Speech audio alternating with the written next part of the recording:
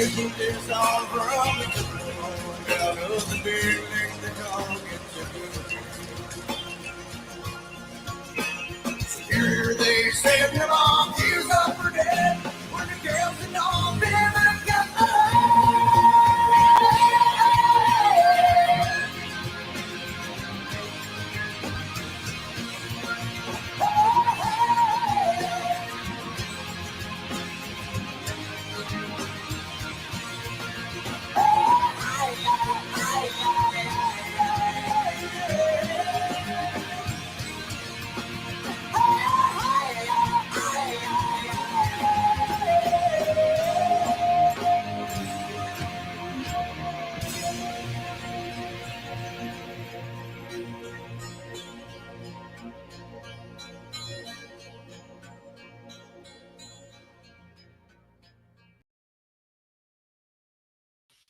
Hey, everybody. Welcome to SmallmouthCrush Live with your co-host, Epic Eric.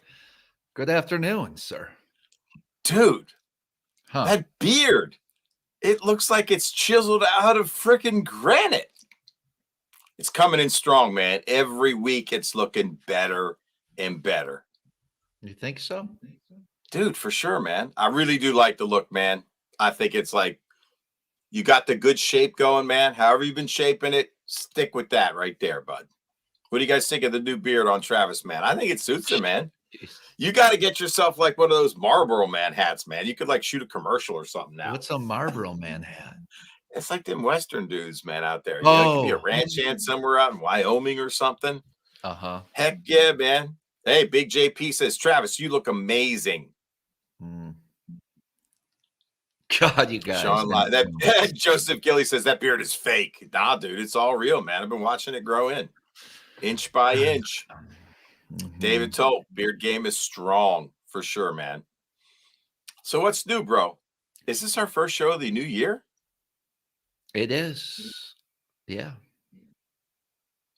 Happy New Year, everybody. Happy 24, man. Did y'all have a good did anybody get any good tackle out there, man? I see Kyle's in the comments. Mike B, Ken 02 man 98, Bobby Balsa, M Jones. Man, Slumpy Grumpy. What's up? What's up, Sean Lai? Kyle Downey. Come on. What's your favorite thing you got for Christmas this year, everybody? I'd like to hear everybody talk about it in the comments. What's new in the Bass Lab? Well, Matthew Weimer, thank you for asking, man. I appreciate that. Go ahead, Eric. Let's get that part over with. Let's do it real fast. So, for those of you guys who were looking for some everlasting drop shotters in the olive black pattern, it's a restock, but I went with the Helgi tail this time. What do you think of that, Travis? Look at that little saucy morsel right there. That is a clean tie right there, man. It don't get much better than that. A little bit of crystal flash in there, couple little legs of round rubber, indestructible tail right here that you can add scent to. For the first time, if nobody's ever seen that one, man, I'm really happy. These came out very clean. Got two colors in the new Helgi. Helgi Smash is what I'm calling it.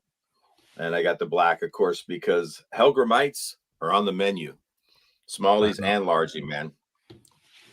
That's what's new. What else is new, man? I've been organizing the Bass Lab.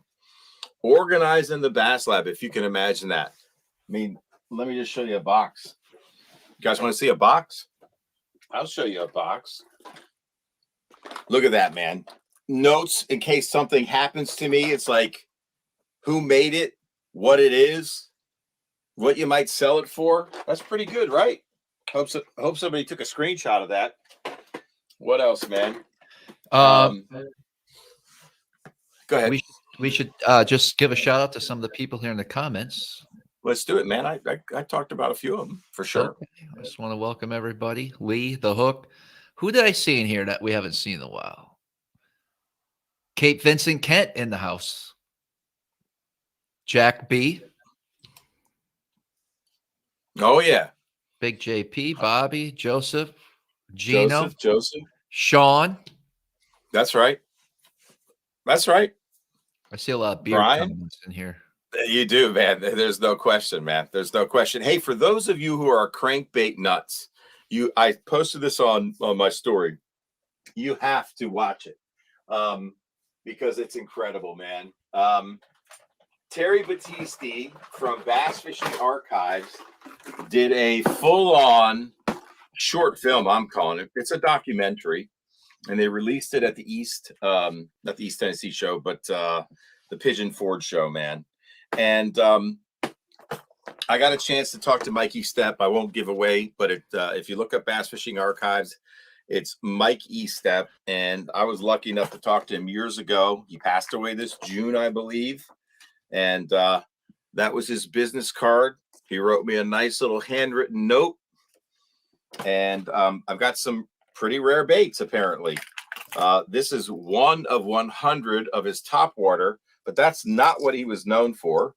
He was known for his balsa baits and varying sizes of square bills.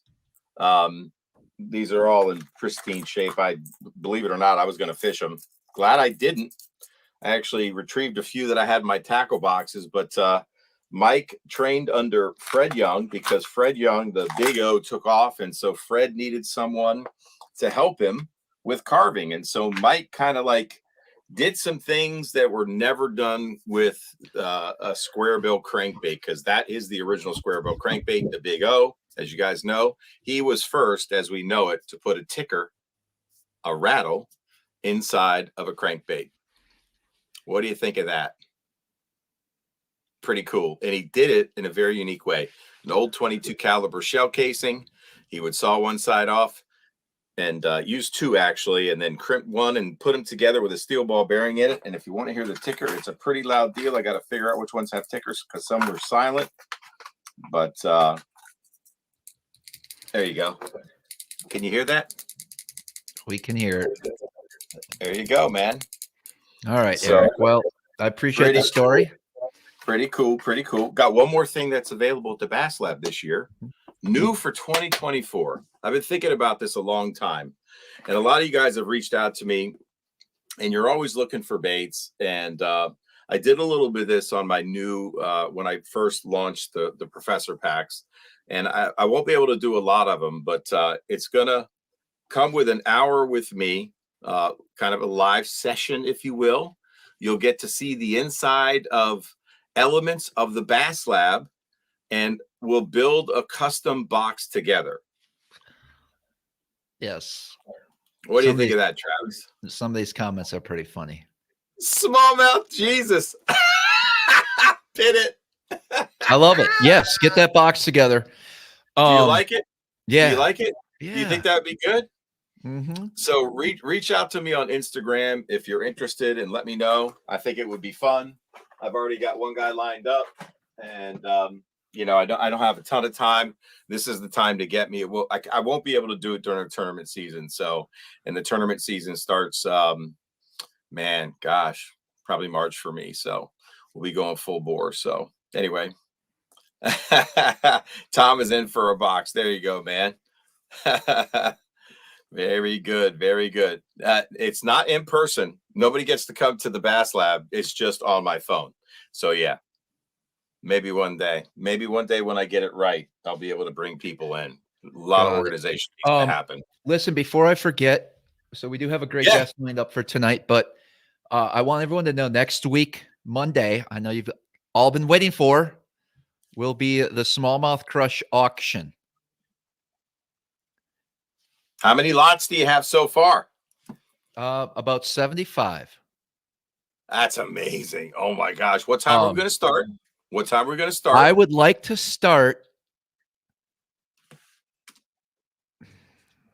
I want to say 6, but I think 7 is going to be better.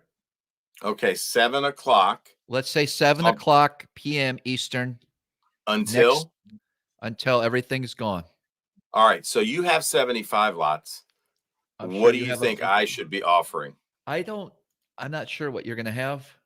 You're welcome. No, to bring, I mean, what do you think? You want me to do 10? You want me to do 15?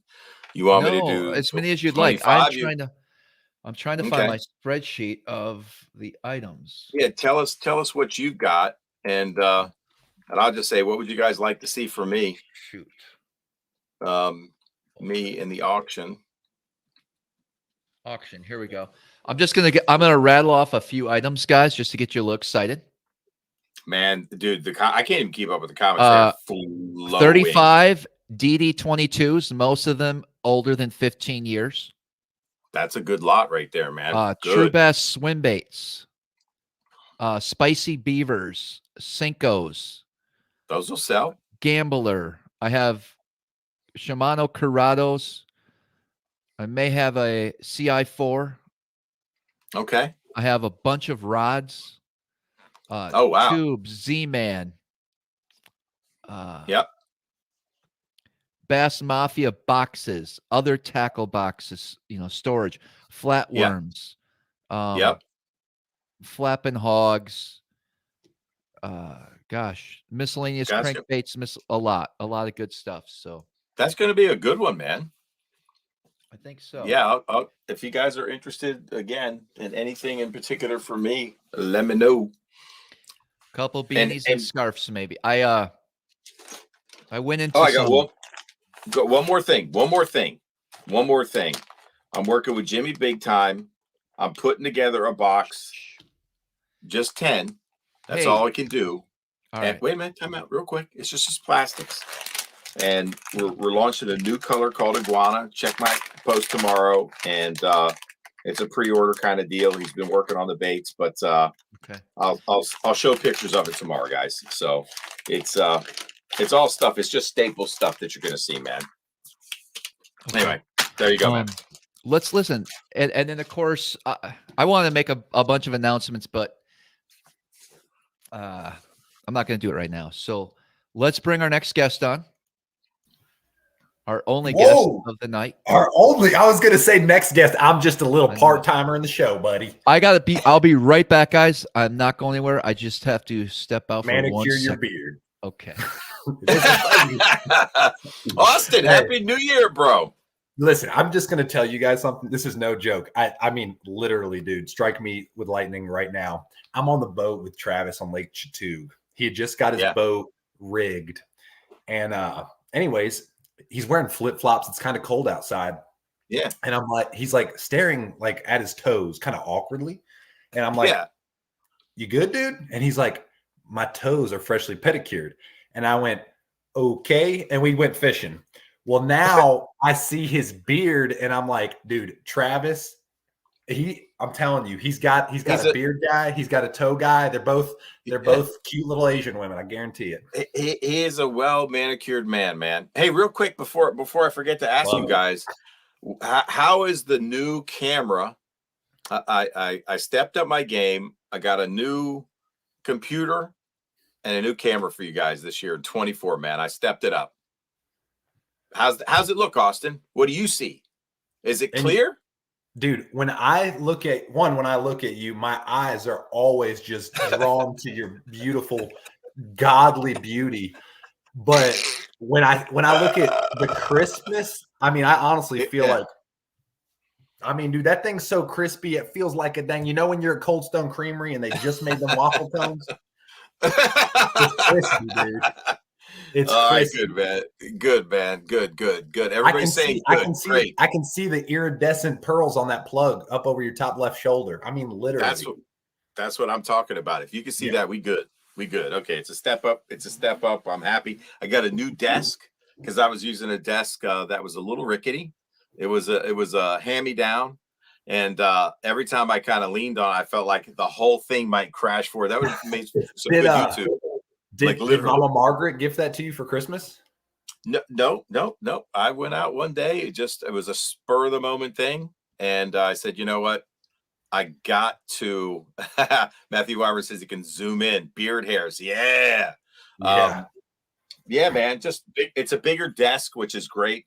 Which means I had to clean off my old desk, right? And then organize the drawers. Because every time I used to do a stream, let's say I was doing a stream on buzzbait tips, bait hacks, with Hella or a bait man, or a frog special or a topwater special, done all these things, right? I took the time to show and tell, not just get on and talk about it, but actually show the lure, talk about it, break it down. You know the drill. Like when you break down a DRT, probably got a bunch of DRTs out. then you got to like, do you feel like after a 3-hour stream or a 4-hour stream, putting everything back in its place? No. So literally after like, I don't know how long I've been streaming, 3 years plus, a lot of stuff had built up, let's just say. Dude, it looks like Travis has been working on his beard for 3+ years. So that's right. Right. Did everybody, let me see if I can turn my camera around. I want you to see the new addition to the lab. Hold on. See that little neon dude, do you sign? remember the first time I was ever in that room? I was like 8 years old. And I don't know why you had me shirtless. It was weird, but I remember all those babies. You always tell that same stupid story. Oh my gosh, it's the best. It is pretty funny, man. Tell me about the shirt. Just the tip. Bro, that's a noticed the shirt that Austin is wearing. You might think it's a little saucy, but it is saucy. I'm sure, trust me when I tell you, a lot of people have at this point heard of fishtips.com. And dude, I don't even think I updated you. We were able to raise quite a bit of capital from investors. We have so many metrics. I mean, literally every day is a record-breaking day for sellers on the platform. Okay. I had a lot of people and still have a lot of people that hate our guts because it's so new to the industry, fishtips.com. Yeah. For those of you who don't know, I'm a guide, Travis is a guide. We constantly get people to blow us up for info. This info is how we provide for our families. So we created a platform where guides can monetize their intellectual property. Dude, it has been nothing short of amazing. We're working with some hammers this year. I'm excited about it. So awesome, man. So just the tip. A lot of people ask, "Hey, you got any tips? And I'm like, "Hey, I'll give you just the tip," and it's a way for guides to make money passively. So yeah, nice, man, nice. So things are good. Were you at a show recently? So hold on, I want to answer this question because this is great. Someone said, "What keeps guys from selling BS waypoints?" Well, I run a $1 million business. So if I start selling BS waypoints, people can review my tip and say, "Hey, this was horse crap." And by the way, why would I jeopardize my reputation, name, hard work on selling people BS? That'd be like you booking me for a guide trip. Well, how do you know I'm not taking you to BS fishing spots? Well, then that'd be a terrible deal for me. So I'll tell you something that blows my mind. Why the hell are people so paranoid? I don't know. I'm not kidding. I thought about this. So many people's initial reaction is like, not how is this good for me? It's like, how can this hurt me? And I think there's so many people that live in a constant state of paranoia. And I also think that makes them miserable because they perpetuate negativity and then it digresses into their marriages and everything else and they hate their lives. But we could go off on a whole spiel on that deal. Yeah. But there's so many people that just think the world's out to get them. No one's out to get you. Sign of the times, bro. Sign of the times. Anyway, that's another show. That's another show. We're just going to stick with just the tip tonight. And, we got a good show, man. Travis, where did you go? I apologize for stepping out. I'm back. Okay. Austin. Welcome back. It looks like some fresh just for men. Some of that Oakwood black. I like it. You've got one long one, like right there. No, I don't. He's over there checking. There's no way Travis would have a long one. No way, bud. No way, bud. He's meticulous when it comes to grooming. Fact, man. Look at that thing. It's perfect. What? Well, M. Jones, I appreciate you. I appreciate you for asking that question. I didn't mean to come at it. So many people think guys are selling BS waypoints. I'm like, dude, Ben Milliken's on the platform. Josh Jones. I was on the phone with Josh about an hour ago. I mean, there's some absolute stud guides who have big reputations. Do I need to get on this? I've been waiting for you. You know, like I know how many people blow you up for smallmouth. Hey, Travis, I'm coming into town, man. What's the deal? Sean Lai said that beard was chiseled from Jesus. No doubt. Dude, hold on. He goes, Warren County Bass, New Jersey said, "Is that Travis or Aaron Rodgers from the Green Bay Packers?" He's got a beard like that. Anyway, it's good stuff, man. We don't talk about the Packers on our show. Yeah. I will say every time someone mentions Travis' beard, like, oh, it's growing so nice. I assure you, when they compliment Travis, it's not the only thing that's growing on Travis. Jeez. That's not the only thing growing. Oh my gosh. That's not the only thing growing 1/8 of an inch a month. So let's jump right into it, bro. I called you because we talked about a recent tournament you had. Your thought got my attention. You did a video. It's getting some traction. So, man, just set it up. Set up. This is what the show's about. Set it up.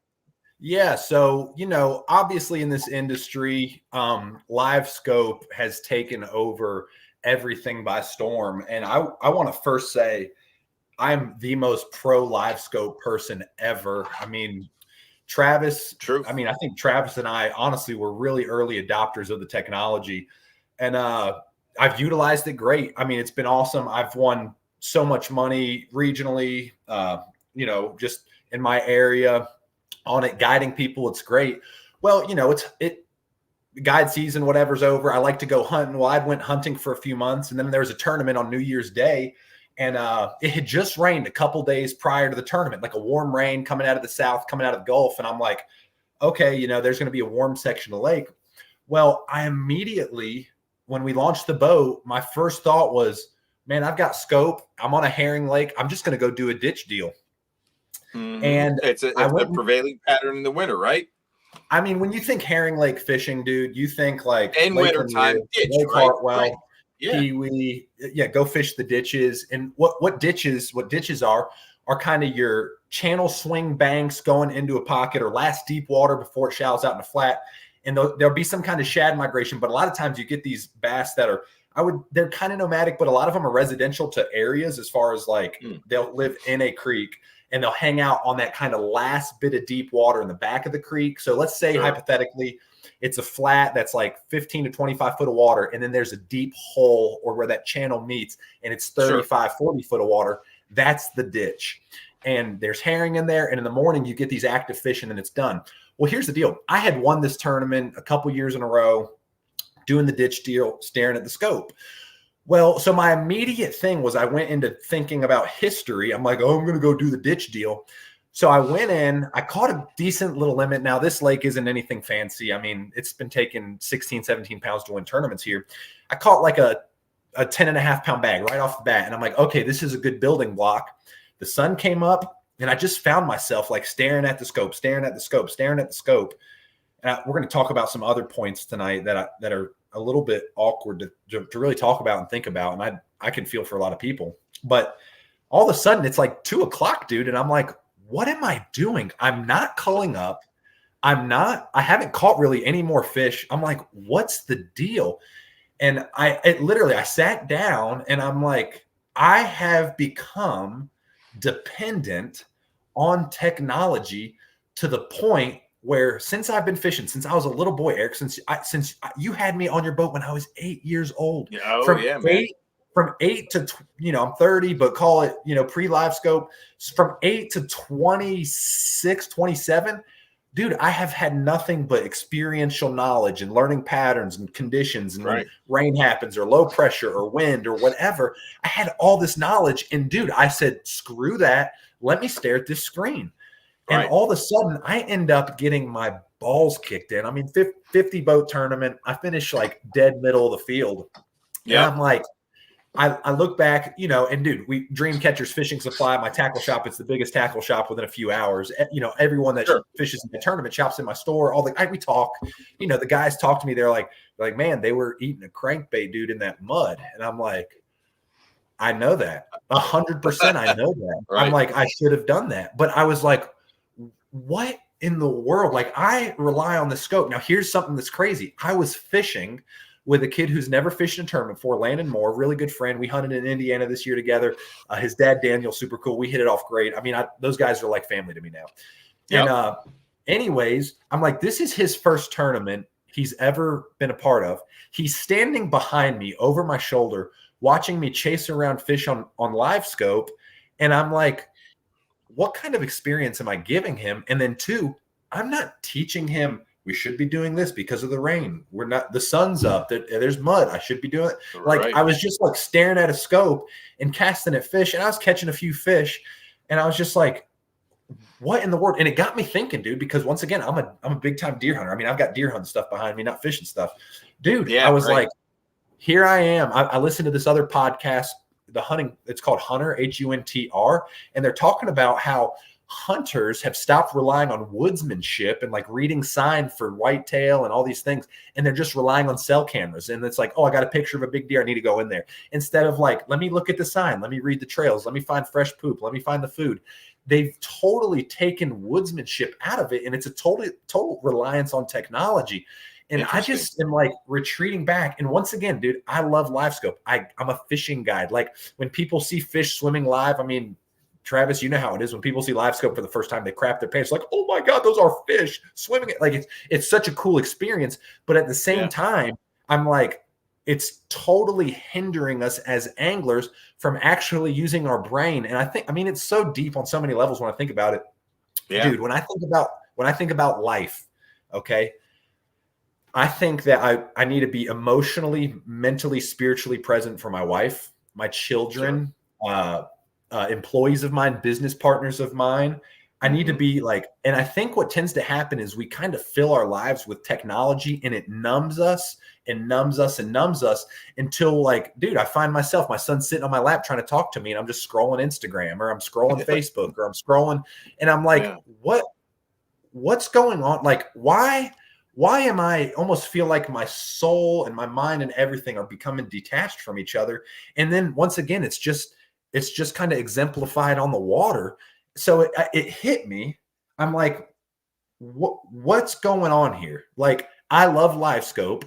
And don't get me wrong. It is something as simple as like, oh, I was just doing the wrong bite, but it's actually like it's systemic, like it's deeper than just like, let me stare at my live scope and catch some 3-pounders, you know, like it's something that I'm like, man, like, dude, I'm just going to sound weird, man. I'm kind of getting emotional about it. I wasn't even talking to the young kid. Wow. And I mean, you had him out there for a reason. You wanted to give him an experience of a tournament situation. And you are a great teacher. That's what guides do. They teach while they're on the water, right? It's not like it was a pro-am and he's an amateur in the back and you don't really have an obligation to teach your in a tournament. That's a team tournament. And you had a kid on that was his first tournament. And so you did miss that opportunity to give him an experience. And it's interesting you say that because, you know, the whole disconnection from being present, like being present, like on the water and seeing everything that was happening and thinking first. Yeah. Using that live scope as a tool, but still being a complete angler, turning on your brain optics, your brain scope with live scope. Brain scope with live scope is unbeatable, right? It's like, you know what I mean? That's exactly right. 100%. So, you know, when I look back on it, simply put, okay, the lake cools down, a warm 3 inches of rain hits the lake, it muddies up. You have a warm block of rain moving down the lake as they drain the reservoir, just naturally let water through the dam. That warm block kind of goes down, and then cold water that's, you know, straight out of the mountains, percolating out of the mountains is coming out. So, you know, like naturally I should have just been in that warm water. And that's just like simple. Oh, you should have done that. But I was like, I just found myself relying on technology more than I relied on my 20 years of being on the water and like what you taught me and what Dad taught me and what I've learned from watching countless Bassmaster shows and what I've learned reading Bassmaster magazines. And I'm like, I don't know, man. I don't want it to take away from the experience of like, what's fishing about, dude? Fishing's about like, dude, when you and I fish together, it is the biggest. We've laughed so much, Travis, when we fish together. Like we just laugh, have fun. I might throw rods if I hang a big swim bait in a tree, you know, but like seriously, I'm like, we have fun. We're talking. And I'm like, dude, Emil Wagner, who just won the All-American. One of my really good friends. He actually tunes into the show a ton. He loves Smallmouth Crush. Very cool. You know, we went fishing. Yeah, we went fishing the other day, dude. And Emil, like I said, he's All-American. He's going to fish the Elite Series. Emil's going to be he's going to win a classic one day. He's going to the nail. He's unbelievable, dude. I'm like, Emil and I are like really, really good friends, and I'm like, we're just like staring at a graph and like not really talking to each other, and then just getting frustrated that we're not catching fish that we're casting at. And don't get me wrong, we caught some fish, had some laughs, and had some fun and stuff, man. But I'm just like, fishing is totally meant to be deeper than just staring at a screen, not talking, and like, you know. So then my next thought, right, is what are the high school kids growing up with? Yeah. You know, like seriously, when I was in high school, when my dad started the junior fishing team, we were beating the bank, competing against each other, bank fishing. I'm like, dude, what? I just learned the conditions. I learned these things. Now these kids, they get on daddy's boat with a big old electronics and they're just like, let's go find them. And I'm like, that ain't it, bro. Like it can be it, but that ain't it, you know? So Travis would be happy using live scope at the hatchery. I just want to set the hook, bud. No doubt. That's a good one.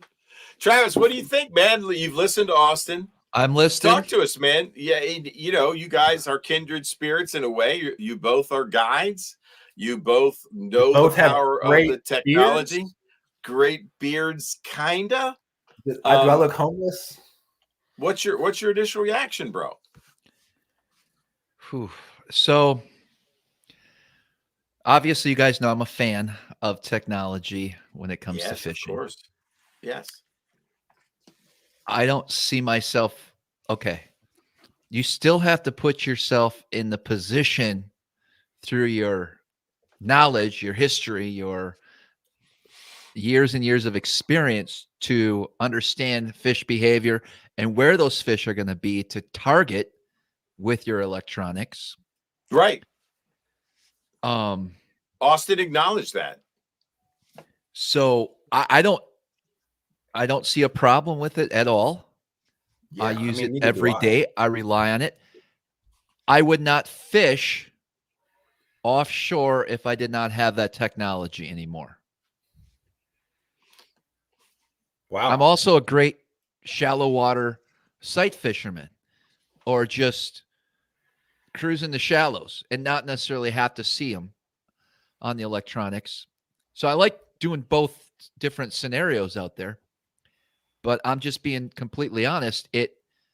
It's a lot more enjoyable for me to put the time in, go run to a point, go run to a boulder, go run to whatever I find, and take that transducer and see if there's an actual fish there instead of blindly casting for 10, 15 minutes before I decide to leave.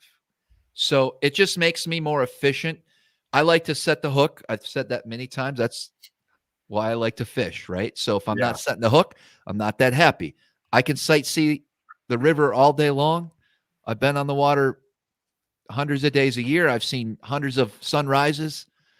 I love it, but I'm out there to set the hook and that's it. Yeah, and that's the thing. I'm like, I'm not even arguing that at all. I'm more saying just like at what point in time, and once again, dude, like I'm a guide on herring lakes, like they're nomadic pelagic offshore bait fish brush piles. If you don't have a live scope, you are getting your ass kicked. Period. Like, and I love it. It 100% makes me more efficient. Yeah. But it makes me like I have just found myself where I'm like, dude, I'm telling you this, Eric, and you know this, both you guys know this. I love to throw big swim baits for giant largemouth up shallow. And part of in my brain goes, why waste time? Why waste time and go catch a giant when you can just go catch a bunch of fish off this offshore stuff? And I'm just like, I just find myself like gravitating to technology. And I'm just like, the winning, I can go catch 3/8 for 24 up there. I can go catch 5 3s out there for 15. Right. Or more. And, more than 5 fish. You might catch 15 to get 50, 3 5 or whatever, the 5 3s. Yeah, but math is hard. Yeah. You got way more fish offshore, is what you're saying, that you can see and target versus. So here's the question though. There are moments where the offshore bite is not the deal, and you will get your ass spanked in the shallow water. Yeah. So I think what you're saying, and the whole point of it is not to say live scope's bad, not to say. Oh my gosh, I'm the most pro live scope person ever. Right, that's what I'm saying. It's more like you've tilted so far to it, you turned your brain off for a moment in time, and it kind of shocked you. Yeah, you had an epiphany. It's like this. You had that epiphany after that tournament. You're like, holy shit! And you tied it to like when you're with your son. His son's on your lap, and you're doom scrolling. You're like, holy crap. It's like, is it at the addiction level? Has it changed our brains? Has this And that on the front of the boat changed our brains as bass fishermen and as humans, As walking the outdoorsmen? planet. And as outdoorsmen, as people, as friends, as husbands. It's a deeper thing. And I'm not trying to like go crazy on it, but at the same time, man, I think we all have experienced what you're saying. Yeah. So, you know, and being present, and maybe that it's a ritual you got to practice before your tournament to no doubt. You know, and while you're on that water, have that check, you know. Just I would put a yellow sticky and tape it right to my console, as Travis would say, the console. And so right there on your console, I want you to tape a yellow sticky. Travis, I'm going to make one for you, and just I'm going to call it Brain Scope. I'm trademarking Brain Scope. I've sent. I already have a design, so don't even try to like steal it. Whoever's listening to this. Can you pin the one comment from Emil real quick? just Emil, what up, man? Austin from who? Emil Wagner. I don't see it. What's up, Emil? Man, if you were awesome. all listening to Emil, he was singing your praises, bro. Austin sucks. Do you know him? Yeah, they were just talking about fishing with him and how they both were like standing on the front deck, staring at live scope, not talking. And Austin was contrasting that to the time that he had with you, or actually when it was me, because, you know, we were definitely not live scoping at all at that moment. It was big baits, big bass tour. And I literally almost fell off the boat several times because I was laughing so hard. He said it's like scoping with a kindergartner. I love scoping with a kindergartner. Oh, it's so great. Oh my gosh. So, here's something else though. He juiced you up. Yeah. So here's something else though, is like you guys, Eric, you know me, Travis, you know me. I just want to have a good time when I'm out on the water. I want to cut up jokes. Sure. I mean, so many people when I went down to fish with Ben last year, which we're trying to do a part 2 of that this year. But when I went down, you know, people were like, man, like Dreamcatcher Austin's crazy, you know, he's so funny, whatever. But you're really getting good value for the money you're putting. So what SmallmouthCrush epic day today. Real quick. Oh yeah. Play it. Oh yeah. Play the guy we got, because not everyone knows who Austin is, right? Because it's been a while since we had you on the show. And I want to just bring up a past video of one of the most epic things I've ever seen someone. Oh gosh. But let me know if you can hear it. This is good. You got to keep hear going, it? I think. Yeah, I think. Poles are down. And we finally came across the giant that we saw bedded down. Now this is going to turn out to be a disaster, a mess, just a challenge in itself. Travis goes, he says, I'm not putting my boat in shallower than 5 foot of water. I don't want to scratch my trolling motor. But look at how many times Austin's taken that swim bait and repeated casts to that bed. Like, this is something new to me. I would have simply took a Ned rig out and tossed it on there and shaked it around. No, you wouldn't. But look at how consistent he is. And I edited this out, and there was probably 30 to 40 pitches to this bed. I can't believe he threw it in that hole 30 to 40 times. That's ridiculous. Well, then I freaking snag it one time. Sometimes watch end up like just starting to get you'll hot. see what I'm talking about.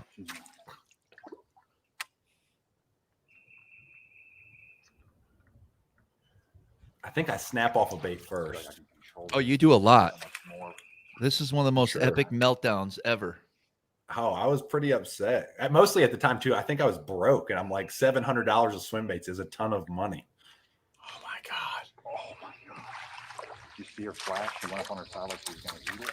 She was coming up and kissing the glide bait, and nothing. I mean, Travis will say, "I would have thrown a Ned rig." She was not looking at anything else. This one. I actually think I'm going to. You are going to get this one.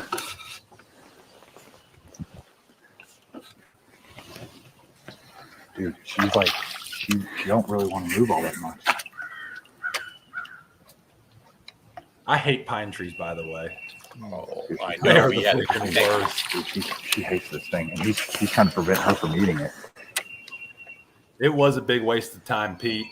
If I can bump her once, dude. Yeah.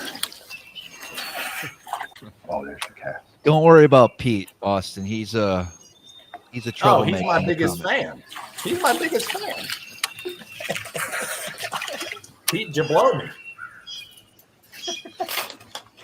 Oh, dude, that's a big ass fish. What is wrong? Why hasn't this fish eaten? I'm sick of watching this guy. Me too. That's incredible, the number of times you cast. Here we go. I can't believe you didn't stick the limb. What am I stuck on? So then this is when I'm like, let's go get the bait. And he's like, So this is that depths 250, the old school one.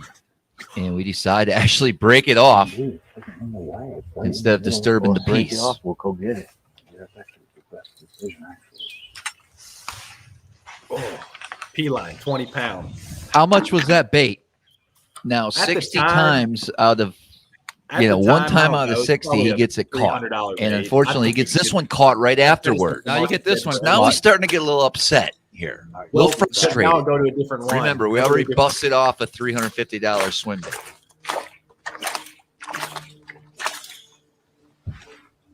I broke that one off. $70. Come on, I want to see some meltdown. Oh, it's coming. You got a third one on now? I've got 73 swim baits in the boat at all times. that you know that female bass, she's like, I could have sworn that He one really on the wants branch to catch was this like, fish "Ooh." on the swim bait. But dang was it, a big look at fish. this. Look at this. We're hung. Oh We're my hung. gosh. He throws the rod, I think.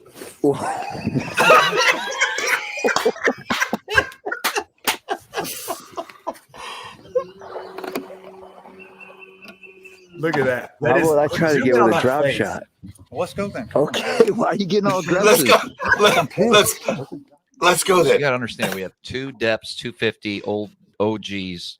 Dude, in the I water. forgot that. I thought it And was he just just one depth. And I lost Basically, the when he was hand trying to crab. get that snag off the other one, it Is broke that the off rod and floating? flew back behind the boat Yeah, and landed in 20 feet of water. So we're not getting that one back. Looks like a black snake. Looks like a coral So at snake. this point, we have to go retrieve our baits. He gets Look, one Trevor's back. like, oh, a The one that's on the rod, he's going to have some problems with. People up on the shore are watching us. They're like, what is going on over here in this Yeah, boat? Watch You know, this. This is the best part. Very He just jumps in the suspicious fucking water. activity. Oh, because he's So like, we got I to don't go get wanna our baits boat any back, and we're closer. going to leave the area and give it a rest and come back. That's the game plan right now. I'm like, let me see this. He said, I don't want to go in there and scratch the trolling motor. And I'm like, okay, well, I'm going to get my bait.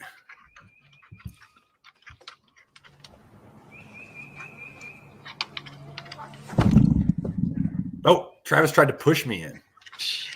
Come on, get off. Get the money. Yeah, but I don't want to blow up this spot, dude. This is the first freaking catchable. I'm like, hey, this is a super dialed in catchable fish. Pine tree, baby. Pine trees. Oh, they're the bad. They're the worst.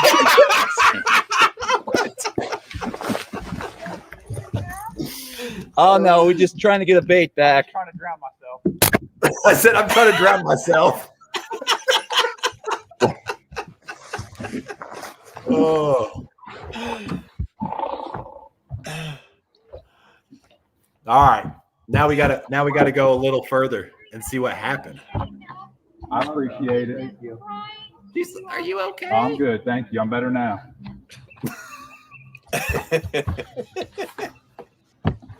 Did you get one back or two back? I got them both back. Okay, good. Do you still have So those I think baits? we might need to discuss what just happened. You went cray cray. No, I didn't go cray cray. I am cray cray. You are cray cray. We have a giant on the Let bed. them know. Catchable giant on the bed. We've Catchable. had giants All right, on the now whole you bed. got to zoom till we catch them. So at this point, we're going to just keep fishing, going down the bank. All right, we're going to go back to it. We literally go back, dude, and like it was my first or second cast back there. She comes up with this. Here it is. You don't need that. You gave that up years ago.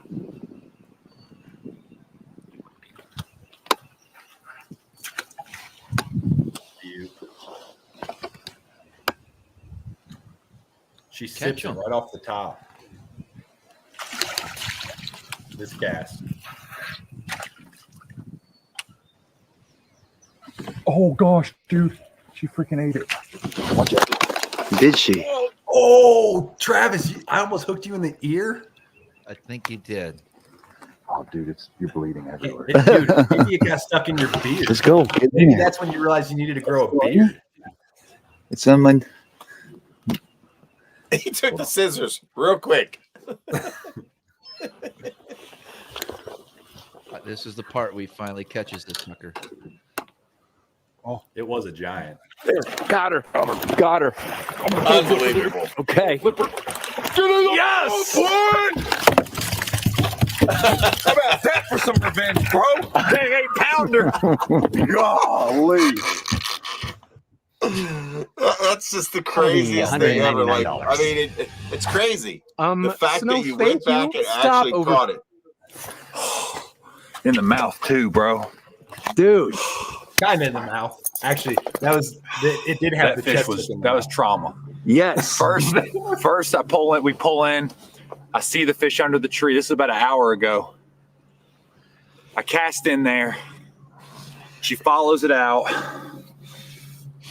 Oh. I don't know what it I told was. Travis, I'm like, dude, I think that was a catchable bass. And he was like, oh, man, we pull back in. I hang up twice. And I'm like, son of a gun. Literally $700 of swim baits hung up in that freaking tree. You guys want to see a pig? They're like, no. They're like, They don't know how to.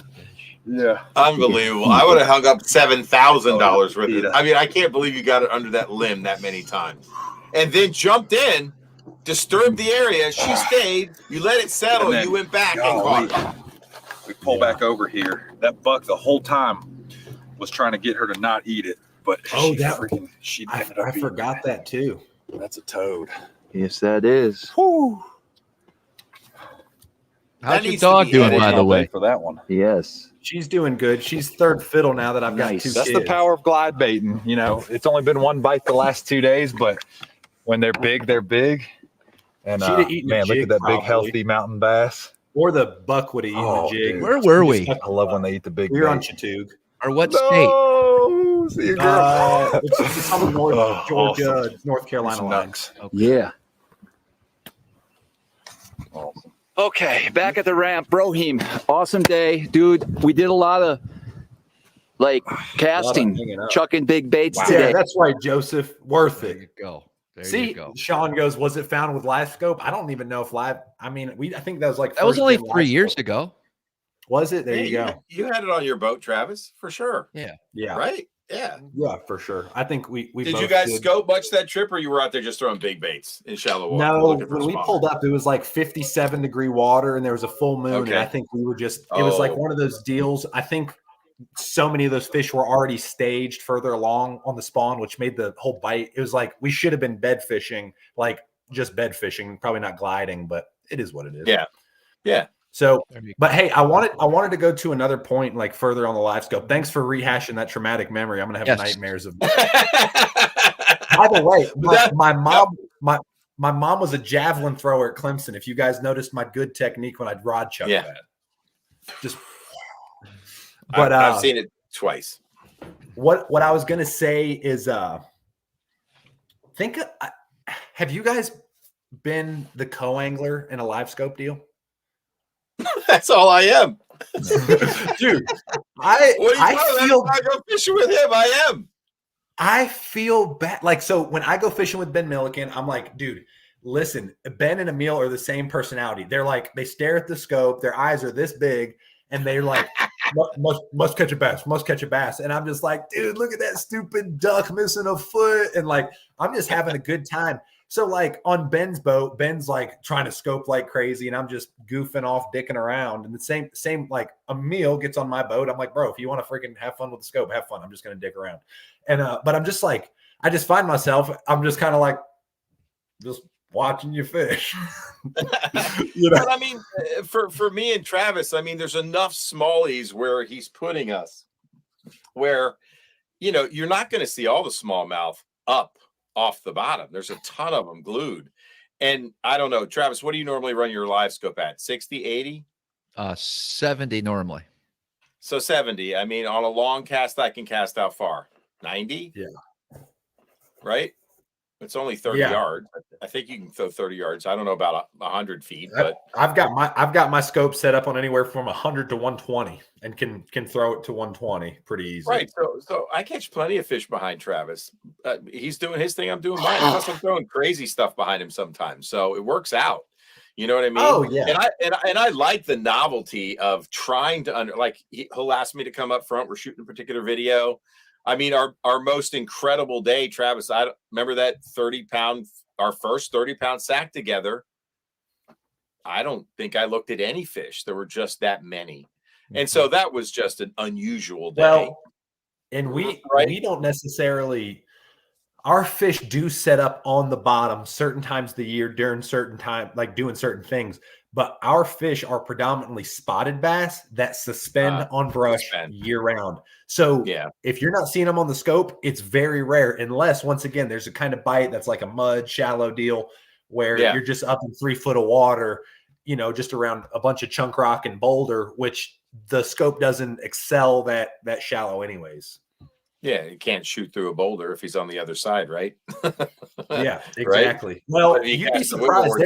I'm just saying, if a boulder's this high and he's down like here, of course, you're not seeing him. You know, if you cast a crankbait and it digs and hits the top, it might come up and eat. I don't know. I don't fish that way. Here's a great example. Eric. You and I had almost 30 pounds on that Clash 9 day. I think one of the craziest big bait videos ever produced personally. Unbelievable. Yeah, we caught like 25 fish on a big swim bait that day. Like it was insane. I mean, our best 5 went 28. Our next best 5 went like 26. Our next best 5 was like 20. It was stupid. But here's the deal. Dumb. What I'm talking about is like, what if I was just like, hey, come on, let's go out here and scope. And that deal was going on up there. That's what I'm talking about. A lot of guys, I feel like a lot of kids, a lot of young dudes, a lot of people who just came up in this technology age are immediately going to go, well, I can try to find a couple big ones on the scope and see if I can make them bite. And they're not like, hey, what's the seasonal pattern? Right. And they miss bites. They miss bites like that, dude. Right. Exactly. You know, because by the way, you and I would not have seen a fish on the scope on that deal. Not at all. Not at all. And no, you really had to, you had to understand the seasonal pattern to know. You did. And then beyond that, you had to really be able to rely on your senses, rod, reel, line, what the bait was doing to trigger a bite. 100%, Took me a minute, and heavy current. And so, you're tuned into your senses in a different way when you're not looking at the screen. You're using bait, line, rod, reel, obviously a shallow water bite that's more visually oriented, top water. And so, that's dirt dobbing versus offshore fishing for suspended fish, or even dragging a Carolina rig around, right?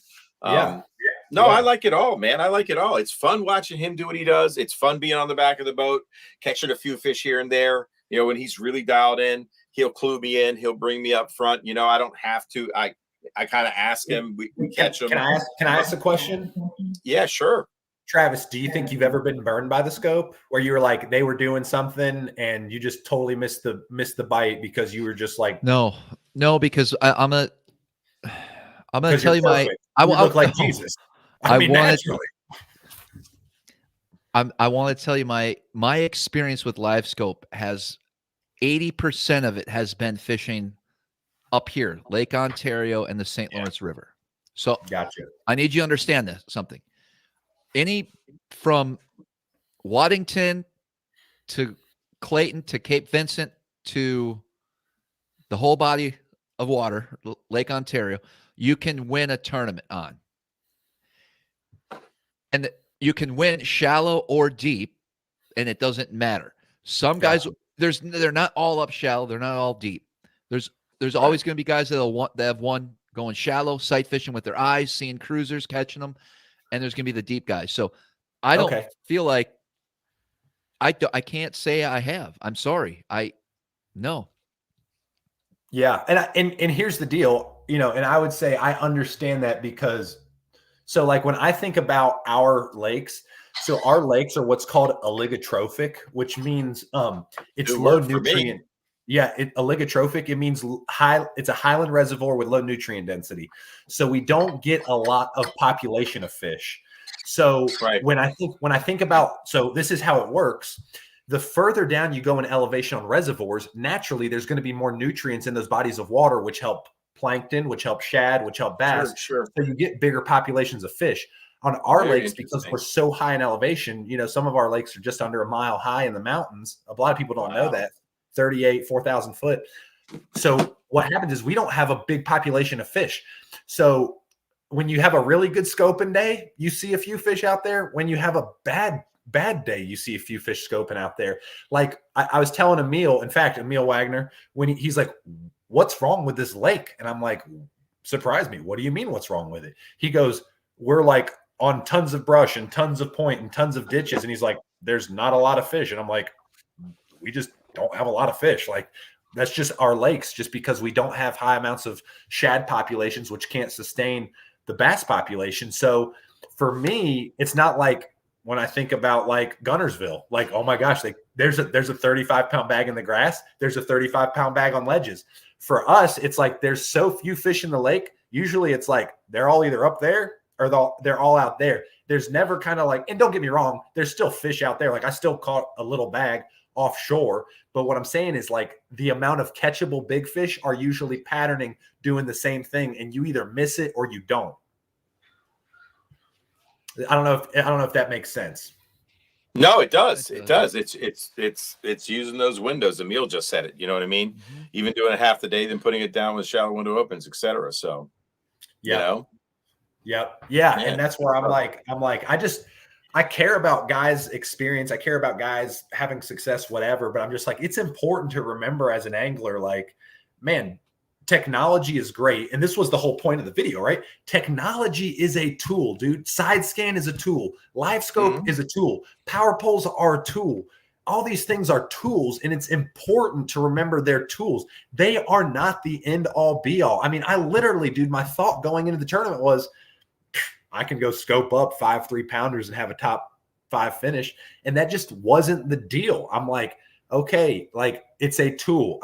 What I should have done, and this is what happened at the end of the day, I picked up a DT10, fired up on some rocks, caught a good smallmouth. It didn't cull. Like all my fish were carbon copy 2 and change pounders. I caught a 2 and change smallmouth on like my 5th cast. And I'm like, I hadn't got bit in 2 hours. Yeah. I'm like, I hadn't got bit in 2 hours. I just made 5 casts on some rock in the sunlight and got bit. I'm like, we're about to get railed by somebody who was cranking. You called it right. Yeah. I can see that happening. It's different at the body of water that I fish is all. Yeah. And dude, I mean, to be fair, like what is St. Lawrence? What's Lake Ontario as far as like ranked in the world?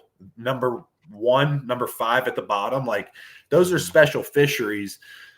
And even when you see the guys on the elites or whatever, whenever they're there, it's like half the top 10 was shallow and half the deal was out, but it's one of those deals, man. Like it burned me. I don't want to totally focus on my technology. I need to still think when I'm using it. So anyways, I love it, man. That's a good experience. I get it. To share, man. I do. Yeah. I get it. I want to show you a bait, Austin, and I want to see if you can name the bait. This is for Emil and Austin and any Heron Lake guy. Okay. It may be new. It may not be new. I want you to rate it on a scale of 1 to 10 for schooling fish. So should I find myself where I might be throwing a Jackal Riser, I might be throwing a Demiki, I might be throwing your usual suspects for schooling bass on herring lakes. I'm going to show it to you. I'll give you a good look at this bait. Name the bait. You can see it's got a little bit of a flash tail. Yeah. It's got the wobble head. What is this bait? It's a jackal. It's not a jackal, but good guess. It is JDM. I'm going to say it's an Imakatsu, but I don't know what it is. Emil, do you know what this is? I know you're still listening. I know you're still watching. Anybody on the stream, South Jersey bait, there's a better look at it. That's a really good look at it. So I don't know what action this would give the bait. Would it search? I mean, the finish is just fantastic, right? I'm going to catch them on that. They're going to bite I'm sure right? it has a little side to side cutting action. I mean, I think that head would turn and the body would kind of. Right. I think right. It'd be kind of like a walking bait. Yeah, a swim bait too. Yeah, this is going to have to be thrown on a spinning rod. So I'm pencil neck 80. Did Pinhook Fishing get it right? Pencil neck 80 negatory. Okay, first you got to guess the manufacturer, and I think it's a sleeper manufacturer. They're starting to do some. It might be a JDM thing. All I can say is it came with his hoodie. Good. That gives me a lot. That's a Saganaki swimmer. It's not. It's not. All right, I'm going to keep it under the hat because this could be a powerful tool come my herring spawn deals for schoolers. There you go. I don't think it's a IMA. All right, listen, Austin. What else? It's not an IMA. It's not a Norris. It's not an Imakatsu. These are all great guesses, though, guys. These are all great guesses. And Austin, this may suck. I don't know, but I'm going to go throw it on my test spawn, and I'm going to see what kind of action it gives. Hey, I will say this. Pete Jablomi said, Gino, you buying waypoints from Austin? I had a guy hit me up for some spots on a lake the other day, and he bought the tip off me for $275. He caught a 9.5 pounder. Oh my God. So Austin, I know I've been ignoring you the last year. I would say. That's we still talk. You just, I will do it. I promise. Dude, that's listen, awesome. Listen. This is something that I'm just man to man. I don't care, people watching, whatever. Whether you do or not, Travis, it's on you. We create what Airbnb has done. My wife and I have a few Airbnbs. What Airbnb has done has allowed real estate entrepreneurs another platform to make money. What we have done is create a platform for fishing entrepreneurs to make money. Whether you want to utilize it in your business model or not utilize it, it's totally on you. I just think as a guide, the number of people that constantly hit you up and hit me up and Josh Jones and Ben Milliken and Emil Wagner, the number of guys that constantly hit us up, we are leaving dollars on the table to provide for our family. So whether you do it, you don't have to tell me, man. Like if it fits into your business model, I want you to do it. If it doesn't, then don't worry about it. What we have created is something I think is really special. I mean, we just had a guy in Oklahoma, Josh Tepley. He called me a week before Christmas and he goes, hey man, or he messaged me and I called him. He said, hey man, I'm a guide in Oklahoma. It's been slow. Can you walk me through sign up on the platform? I said, yeah. I vetted him. He was who he said he was. He made $1,600 his first week on the platform selling tips. And here's the deal. When people are like, I can't believe that guide is selling secrets. I'm like, every time I guide someone, I'm selling secrets. I'm taking you to my best spots. We're throwing our best baits. Like I'm already selling my secrets. And by the way, I also put it on YouTube and I monetize my secrets for a hell of a lot less because I'm just getting paid ad revenue on microdollar viewership. So now what we've created is a way for guides to actually be more secretive because now I don't have to put all my content out on YouTube where everyone knows where I am. I can actually kind of put some stuff behind the curtain and say, hey, if you really want to know where I am and what I'm doing, you can pay me. And here's the deal, man. Like what do people bitch about in this industry? I don't make enough money. Solve that problem. I mean, here's a thought, and I'm not trying to stir the pot or anything. There are platforms that pay anglers a flat fee to come do shows and whatnot, and then they make millions of dollars on the back of those anglers. What we've created is a platform for the guys, the anglers, the pros to make the content and reap more money than the platform. So when I think about like what we've created, there's not one business in our industry that's giving back to anglers more than fishtips.com. We are trying to empower guides to make better money. We are trying to empower pros to make more money. People desire my knowledge, dude. I had 3 messages today. I think I sold 4 or 5 tips today. In fact, Tyler Wolcott, he's a guide in Florida, just sold a tip on what lake is this? I'm going to go just look real quick. Headwaters Lake. Like we've got sellers on Headwaters Lake. We've got sellers in Texas. Like, dude, here's the reality. If I was going to Lake Ontario, I wouldn't know where to start. I mean, I'm like, yeah, okay, I go fish rock. Okay, let's say it takes me 7 hours, or let's say it takes me 3 hours to figure it out. I make, I know what my salary is annually, so I'm like, okay, if I take my time, it took me 3 hours to figure it out. It took me $500 of my time to figure it out. Or I could have paid a guide who's already making money, whatever. I could have paid you $200 to point me in the right direction and just give me a tip to give me some confidence that I can build on it. Dude, it's a no-brainer, man. Like it's a no-brainer. So I care about like, dude, I created this. It's called this selfish. I created this so guides could make more money. That's it. I can dig it, bro.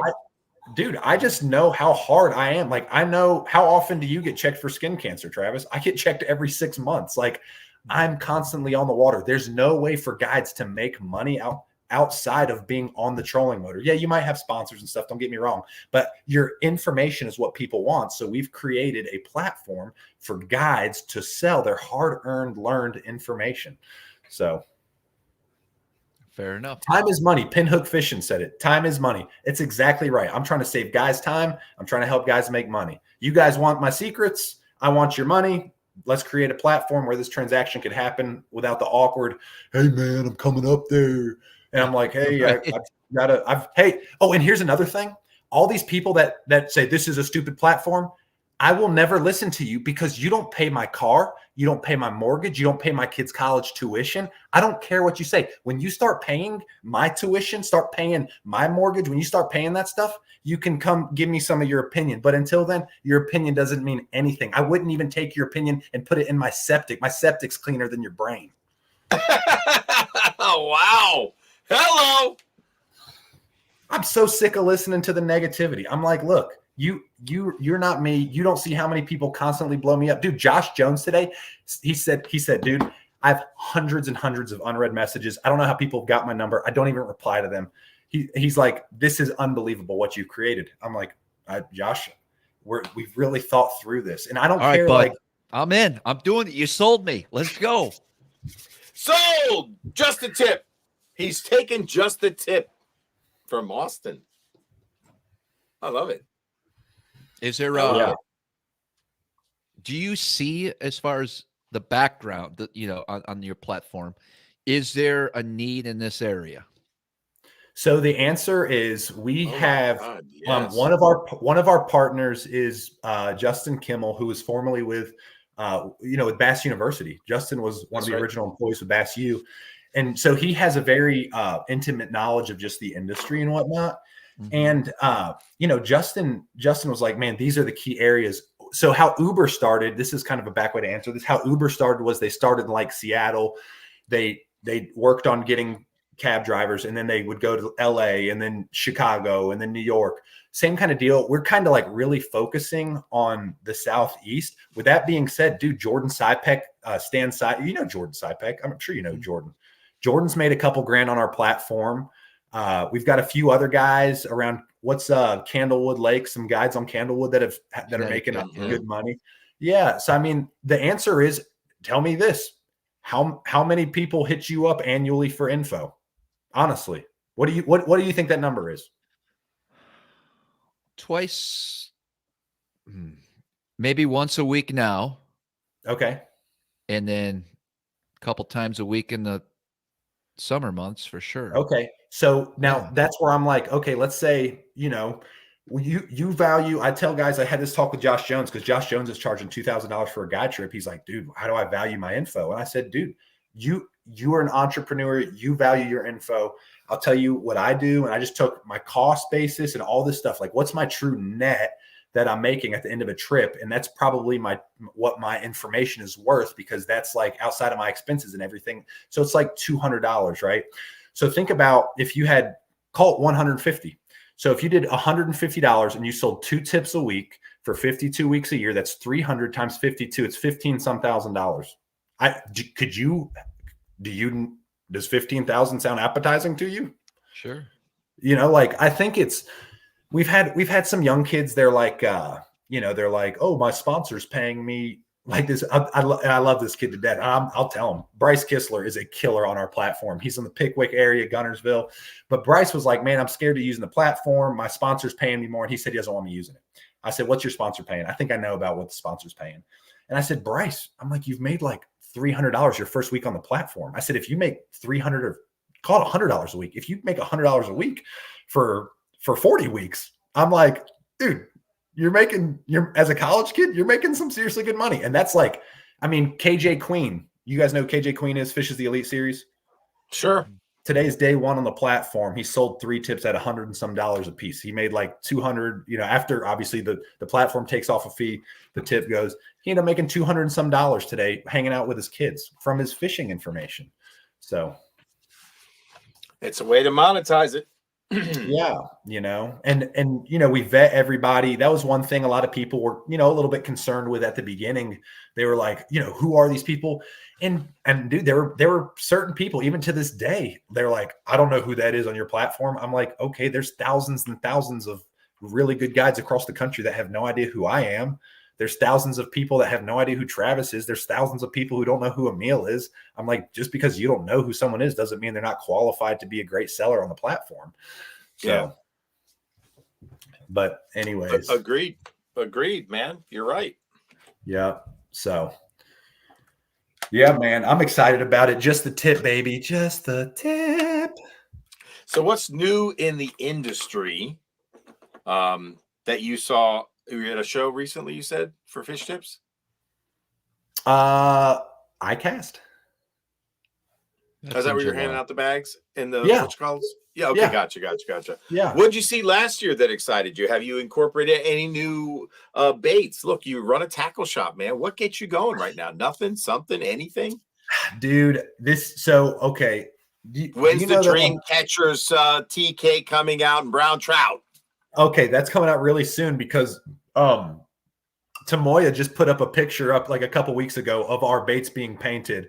So I'm like, hello, when are we getting them? Right. So I'm hoping really soon. For those of you who don't know, just real quick, if you're into the tiny class, the sets that were sold, I think you're getting all of them, right? The big one, the giant one, right? Yeah. And so it'll come with a Clash 9, a tiny Clash, a Joker, a ghost, Joker. And I think we might be getting some why am I drawing a blank? I just had it on my mind. The Frenzy. You are a DRT guy, a Frenzy, which is the mega one. Yeah. I'll show the Frenzy because I just have one. No way. Yeah, dude, I got a Frenzy. Dude, you're one of like 100 people, and you and I are like 2 of 100. This is the part where I kind of just sit back and. No, this is the ghost. I'm sorry, That's I got the ghost. I got the ghost. Look how big that thing is. Look at that ghost. Holy hell. No doubt. It's a giant.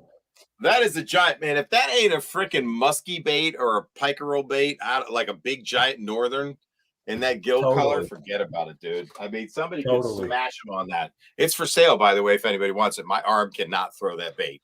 Dude, it's a lot. If anybody's interested, DM me. I might just put on my Instagram. Will people pay for that, by the way? I have no clue what it's worth. What is it worth? Dude, I've had 2 fish eat it. So, man, I'm just telling you guys. So, Keith threw that down in Florida, and he had some monster bites. Can we change direction just a little bit? Sure. Yes, please do. So I've got Dream Catchers fishing for. I've got Dream Catchers fishing for sale right now. My business. Yes. A lot of people in the industry. I mean, here's the deal. Like, we have created what do most businesses last? Only 5 years, whatever. We've had a successful business for 8 years now, a great business. We do just under $1 million a year in revenue. It's a great business. Dude, I'm like starting to kind of like, I'm having a midlife crisis, guys. At 30. All right. Talk about it. Okay. I'm just telling you this. I'm trying to revert back to I just want really good experiences on the water where I'm like truly enjoying everything. And sometimes I do find myself even when I'm throwing big swim baits, I'm going out there and I'm only doing it. And then it's frustrating me. And I'm like, why is something that I love frustrating me? So to me, I've started to kind of like these giant baits where I'm like, I'm only bringing swim bait rods. I'm like, I'm not doing that anymore. I will bring a big swim bait, and if a moment comes up or I'm seeing something, if I'm reading the conditions and not busy brain melting on the scope, I'm going to pick up a big swim bait and do it. But I'm like, I can remember where it was like, it was just a lot of clout and a lot of ego and a lot of like, yeah. and I'm like, dude, I'm still going to throw a Hinkle. I'm still going to throw these big baits. I'm still going to throw a Ghost, but I'm just like, I'm like, okay, just killing myself for days and days on end. Like, dude, I'm like Travis. I actually kind of like setting the hook. And sometimes when you're big swim baiting, you're not just setting the hook. You're not having a day like you and I had every day, Eric, you know? No. I mean, look, I love the evolution of a man, of a business, of a fishing soul, you know, the journeys that we take as human beings, right? Through life, through our relationships, through friendships, through bass fishing, through sports, through being business owners, through being employees. It's awesome, man, to see that you're evolving and you're open to talking about it, man, and you're being honest. I love it. So Geek Crack has a sticker, and I love this sticker. And I featured it maybe one of my stories, and it says, "No enjoy, no fish." And recently I watched, it was a master class, which I did not watch the master class, and it was on Instagram, and I love to cook. And the guy was talking about outdoor cooking in particular, and he goes, you have to fall in love with the smell of it. It's, you know, I think people get too focused on the end product. Did I catch them? Did I win? Yeah, you know, totally. And you forget the experience of it, whether it's the experience of losing and failing, you know, it's just, we get so focused on that end result because we live in an Instagram world, you know, it's like, where's that connection? And it's more soulful to me, right? Fishing is soulful for me. Yeah. Because I do get to, and I like to set the hook like Travis says. I mean, we all love to catch a fish, man. I've had some of my best days on the water with Travis, and he's a huge live scoper. I've caught him behind him, not scoping. He's putting me around them. So I have the confidence and I believe I'm going to catch them. I'll throw crazy shit. That's the magic of different baits for me and different techniques for me. That's why I like to throw junk. But I love hearing your journey, man. I really do. Because I remember you were all in on it, bro. You were like, all in, like as hard as Travis is, I wouldn't fish if I didn't have live scope. You were like, I only want to throw big baits. You had that period in your fishing life. That's who you were. But it's really cool to hear. And here's the deal. It might come back where I'm like, I just want to trophy hunt. But the whole thing is this, right? I'm like, so a Jig Squad said, so what is next, Austin? I appreciate you asking me that. We're thinking about moving. I would like to move to some new lakes where there are a few more bigger lakes. I still like to guide. I still like the relationship aspect. But like when I think about my business right now, Dream Catchers is really successful when the owner operator is in it all the time. It's a great lifestyle business. And obviously when I think of the scalability of Fish Tips as a business, the scalability of Fish Tips is like, hey, like we have a waiting list in Mexico, a waiting list in Canada, a waiting list in Korea. Like we already have guides that are wanting to get on our platform. So the scalability and the energy that it takes to get that business where it needs to be consumes me, where so does Dream Catchers. It consumes me. Dream Catchers is awesome. I make $150,000 a year. The business pays for everything. Like it's great, but it's like, I feel, man, you've known this about me, Eric. I'm a conqueror. So when I conquer something, I'm like, all right, I did it. Like I proved it to myself. It's time to move on. And I feel like I built Dream Catchers as big and as effective and as efficient as I could. And now I'm like, okay, like I proved it to myself. Like it's time to graduate. And so for me, I'm like, if there's a young entrepreneur that wants to be in the fishing industry, like we're selling this business is an amazing business.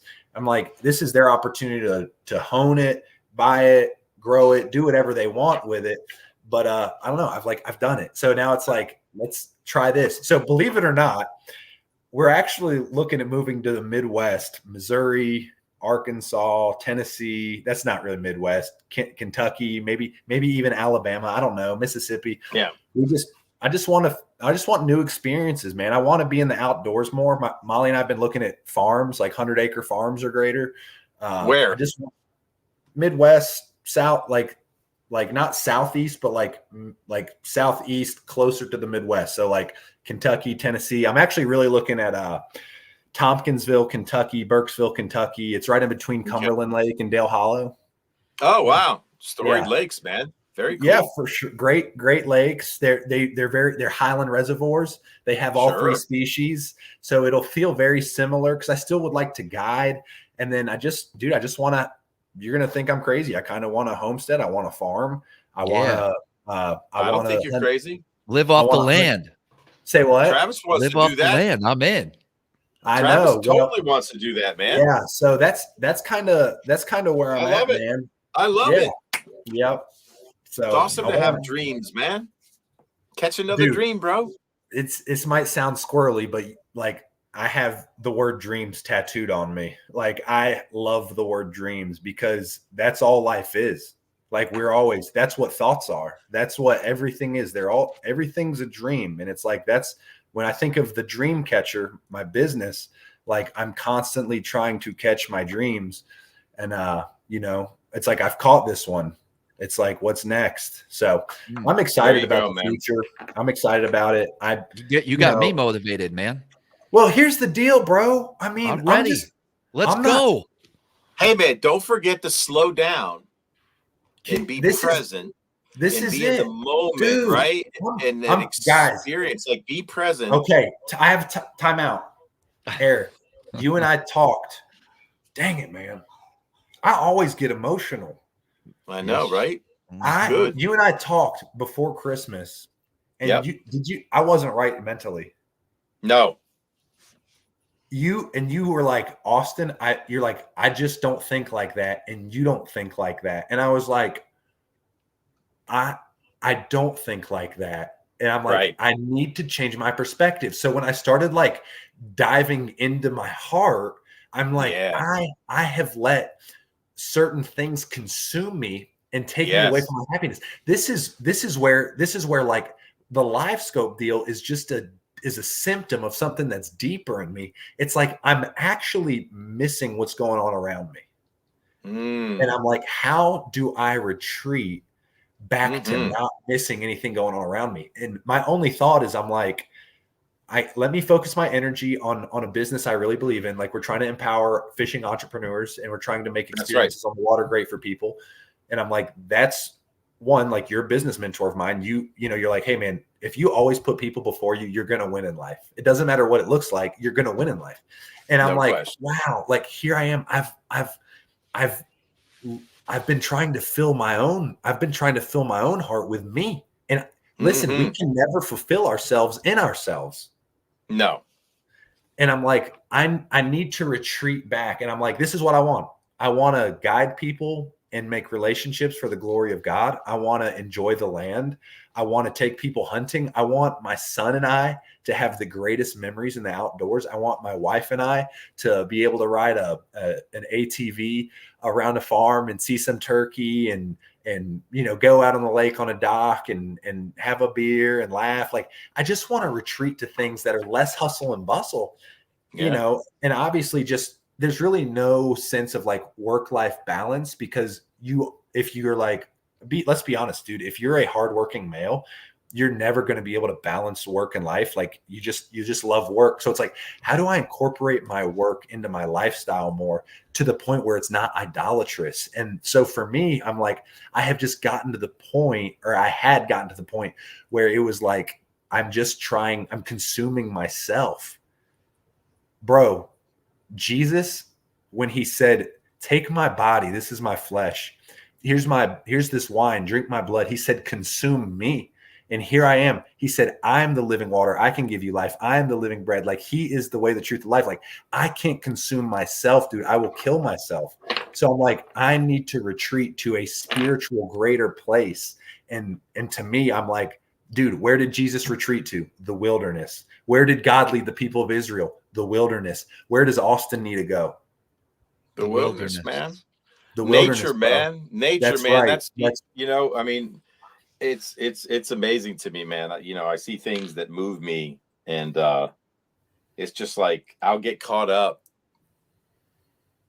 I had a moment when I was sitting in my yard, just listening to the wind and really being present. I wasn't on my phone, and I felt my mom's presence, Austin.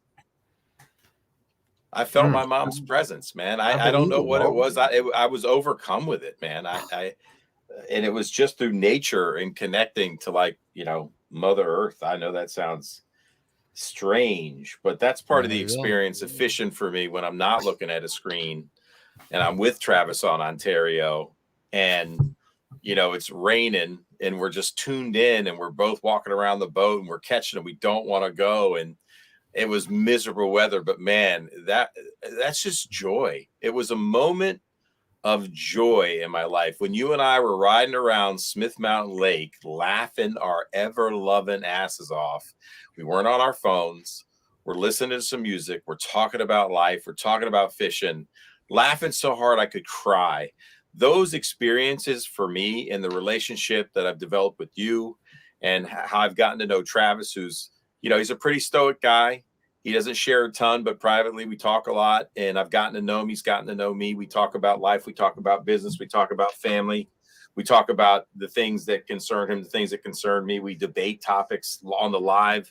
But, you know, what I found for me, what gets me rooted, what gets me grounded is the connection with people that are important to me, and the people in my life and the experiences with those people. I don't care where I go to eat with anybody.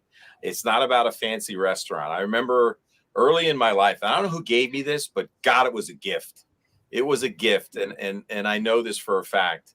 I was sitting at a fancy restaurant with my buddy, Alan Handler. He made my ring, and he was one of my first tournament partners. And we're sitting in this fancy restaurant in Gaithersburg, and he's looking around. He's like, isn't this incredible that we can eat this incredible meal? And I said, brother, I don't care where I eat a meal with you, and I don't care what the meal is.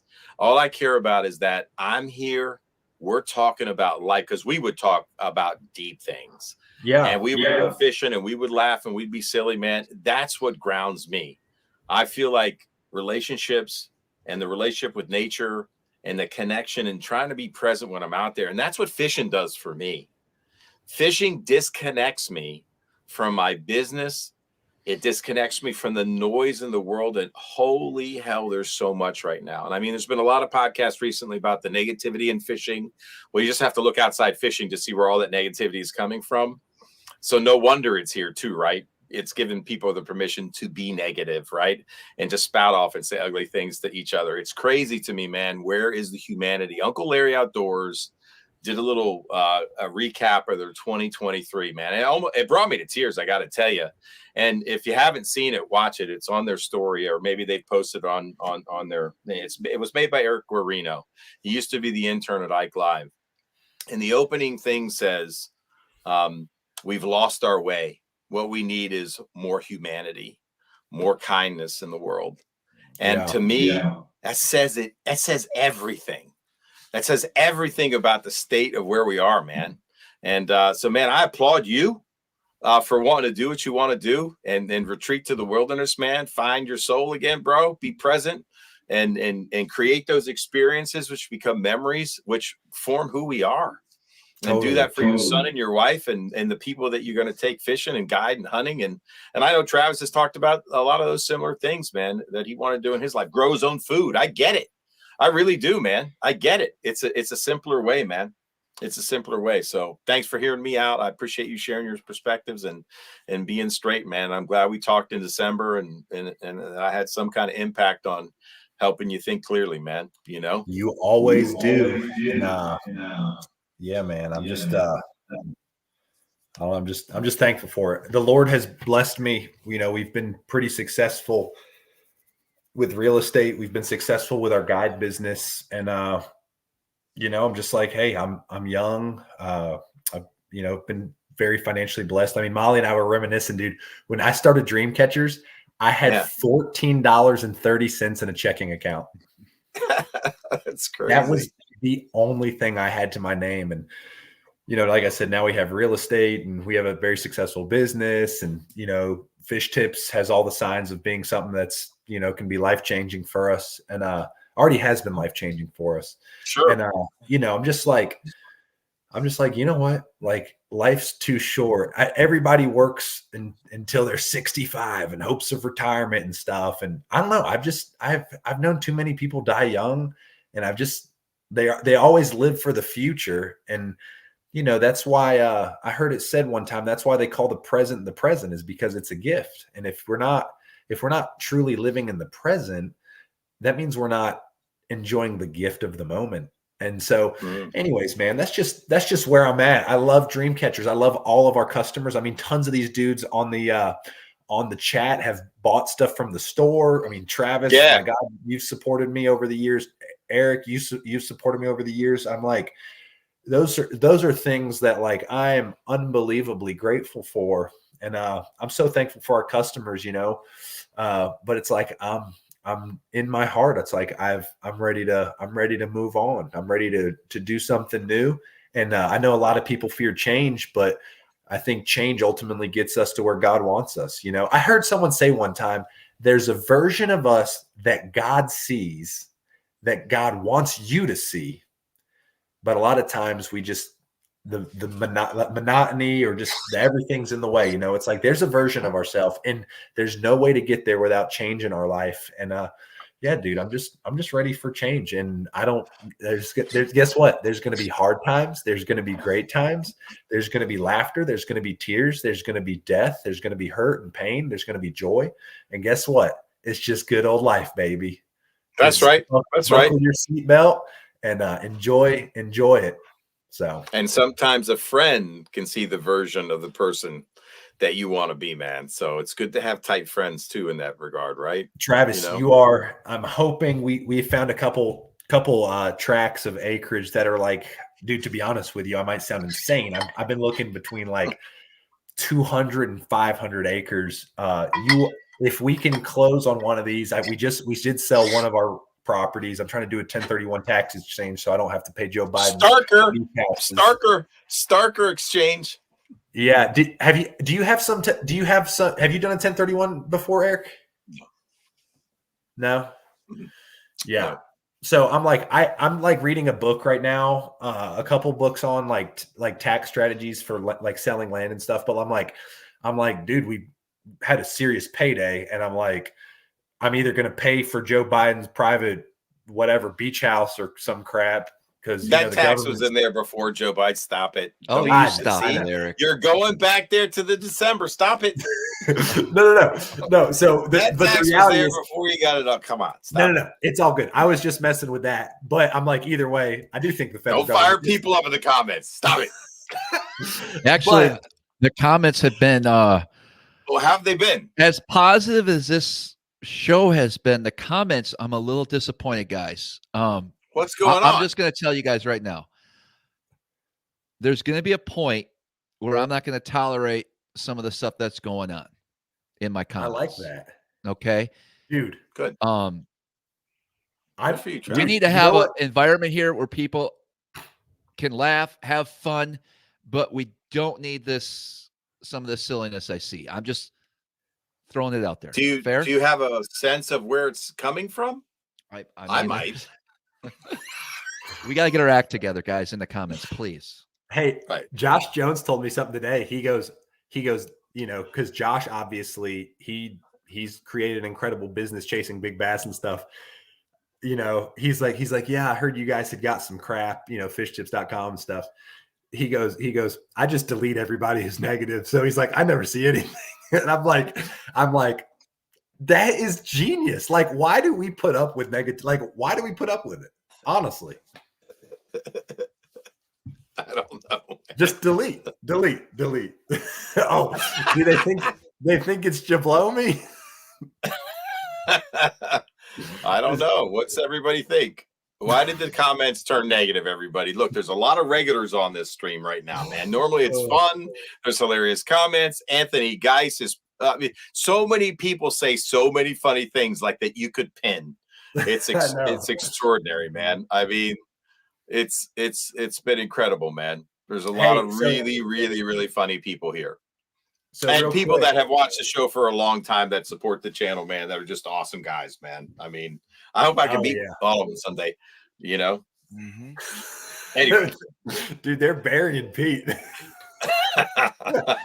He is voted off the Survivor Island. So it's not Pete's real name, obviously. It's not. Oh, okay.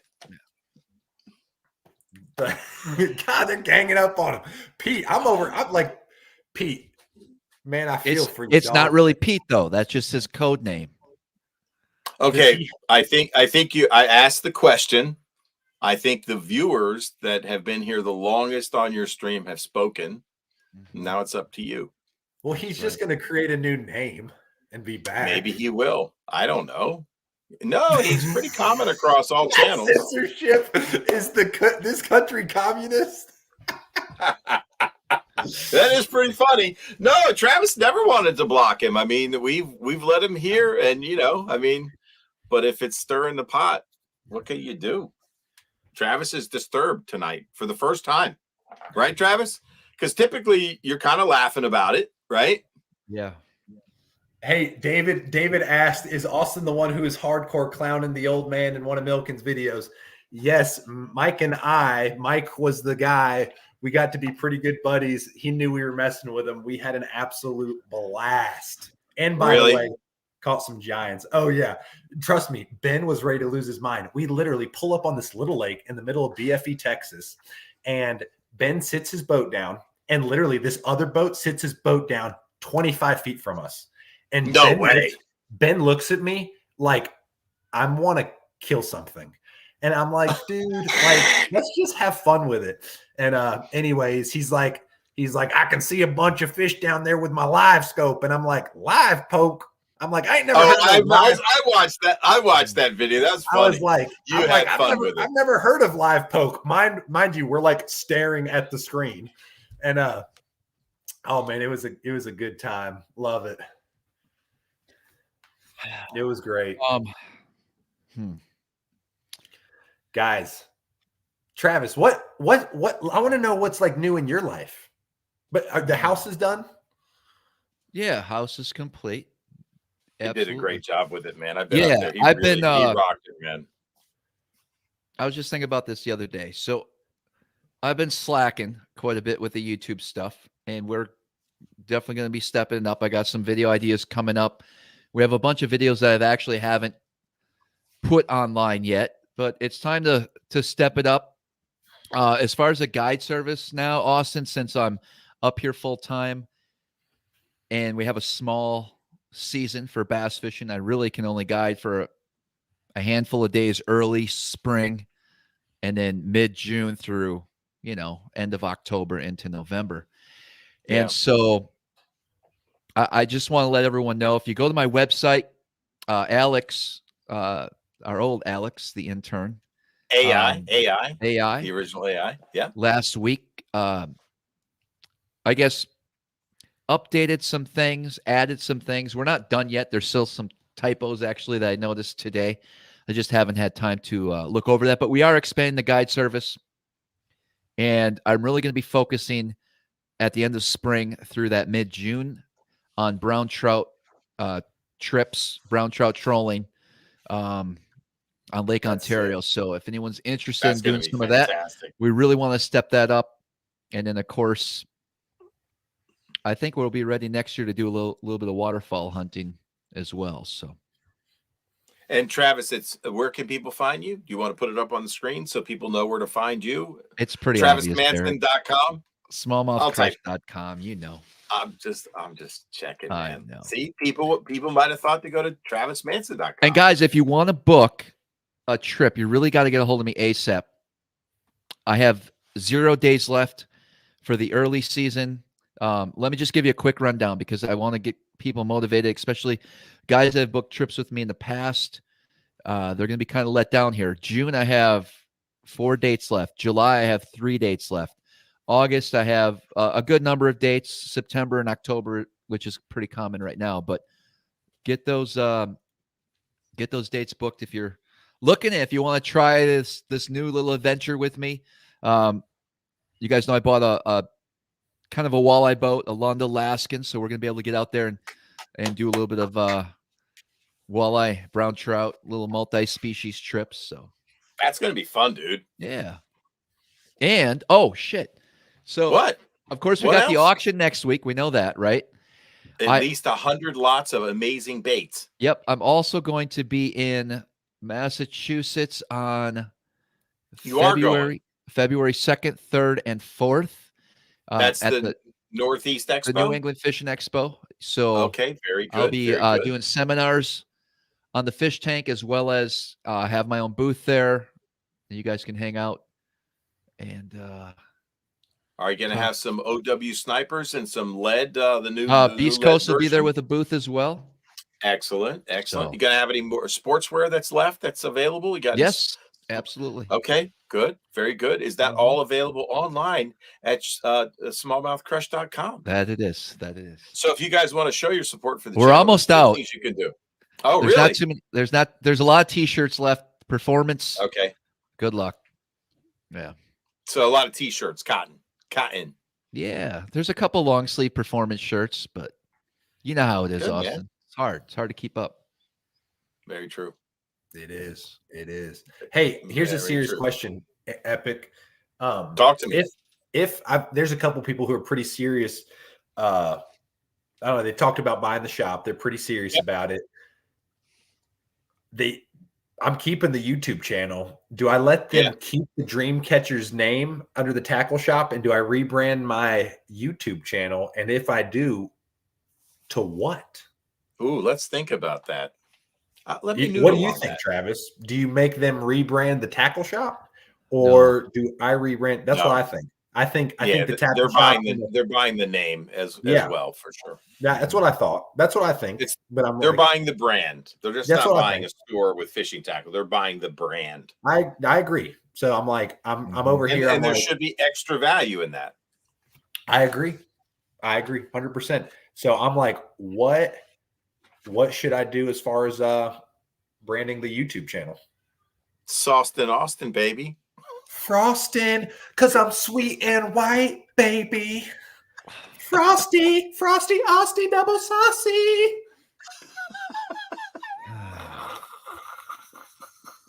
Don't make me start freestyling up in here. Hey, dude can freestyle. Oh, I know. Well, you know I'm Do it. flossing, Do it. bringing gifts. They call me Santa Clauston. What? Sorry. Here's the deal. I know. I used to talk to you in college, man. You would beatbox, like, dude. That was some funny stuff, man. Austin the Teeth Neary. Do not say that on the Smallmouth Crush podcast because Travis will be mortified because he thinks he's got the nicest teeth in the industry, beard and pedicure toes. That should be a contest, like a vote off, man. I've been whiting them pretty good the last week. I've been putting gold on mine, sucker. I'm back, bro.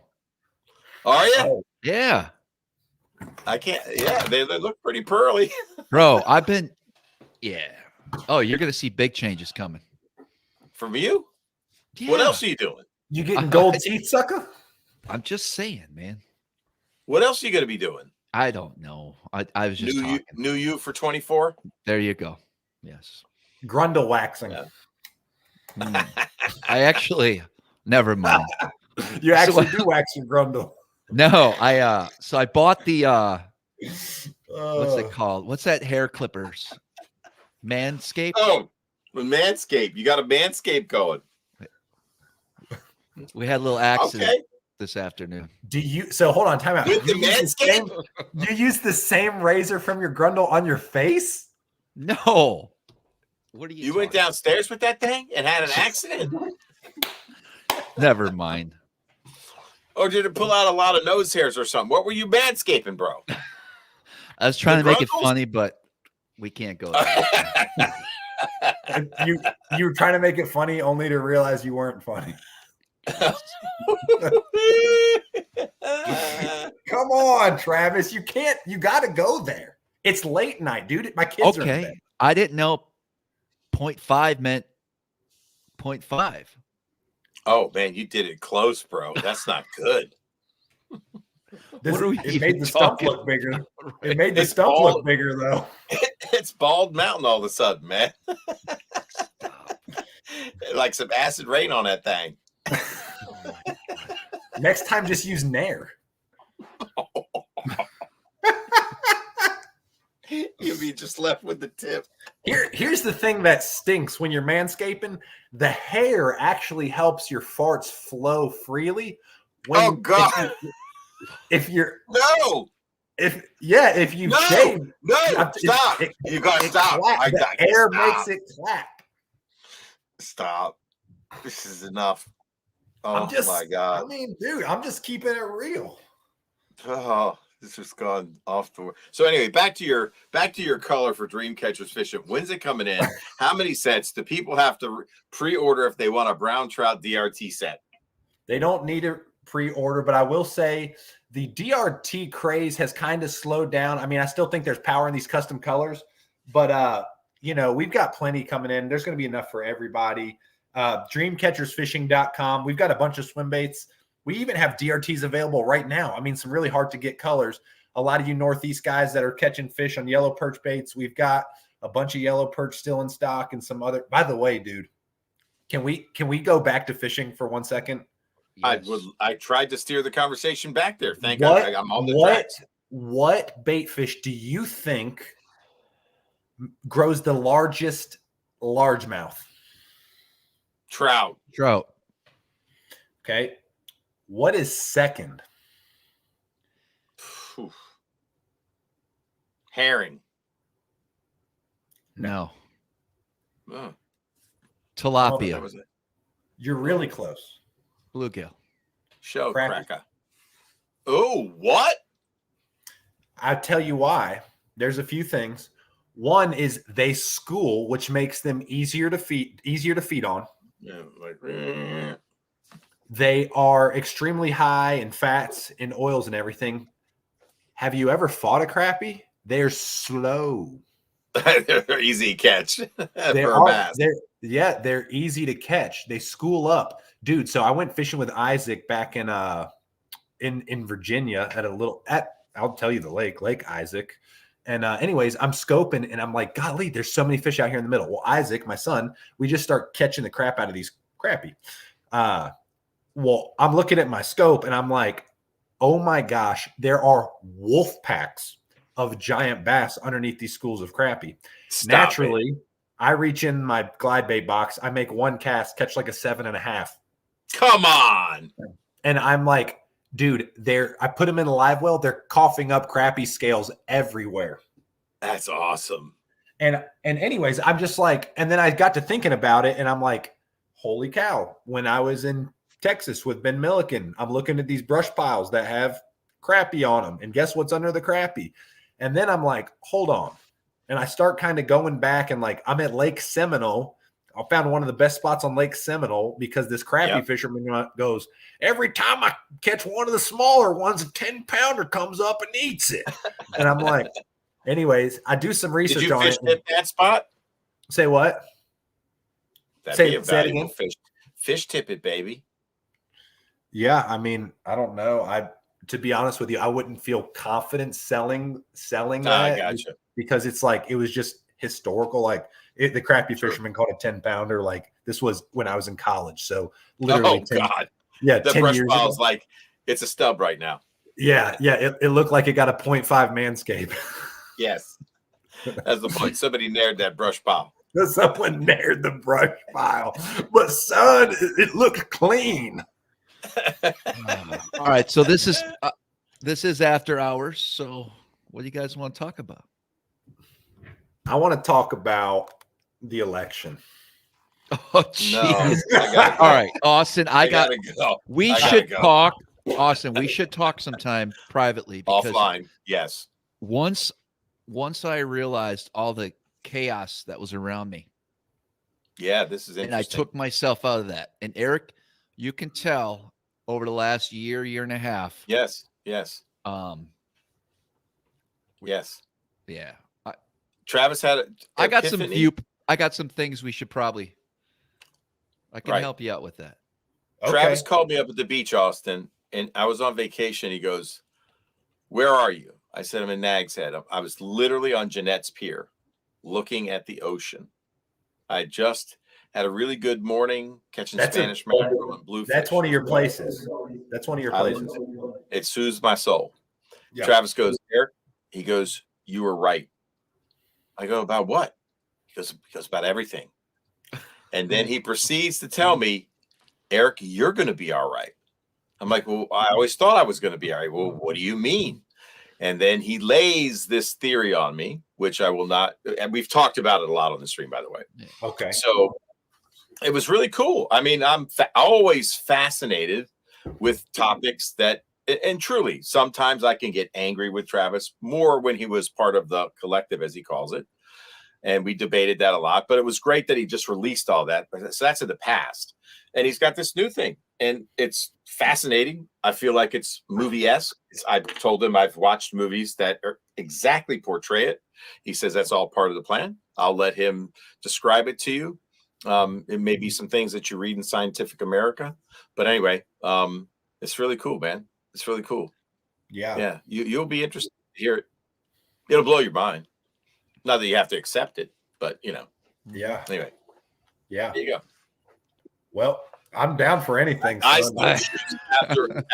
After hearing because I've always entertained his podcasts of these alternative channels that he listens to, and I listen to with an open mind. I listen to him, and after all the exposure to it and indoctrination, all my questions that are still unanswered, I choose to believe that Mother Earth is real, and that I'm a human, and that is mankind, and we have a finite trip on this earth. I don't know what happens to us afterwards. I'd love to believe. I always felt it was soulful when he would tell me about the astral plane.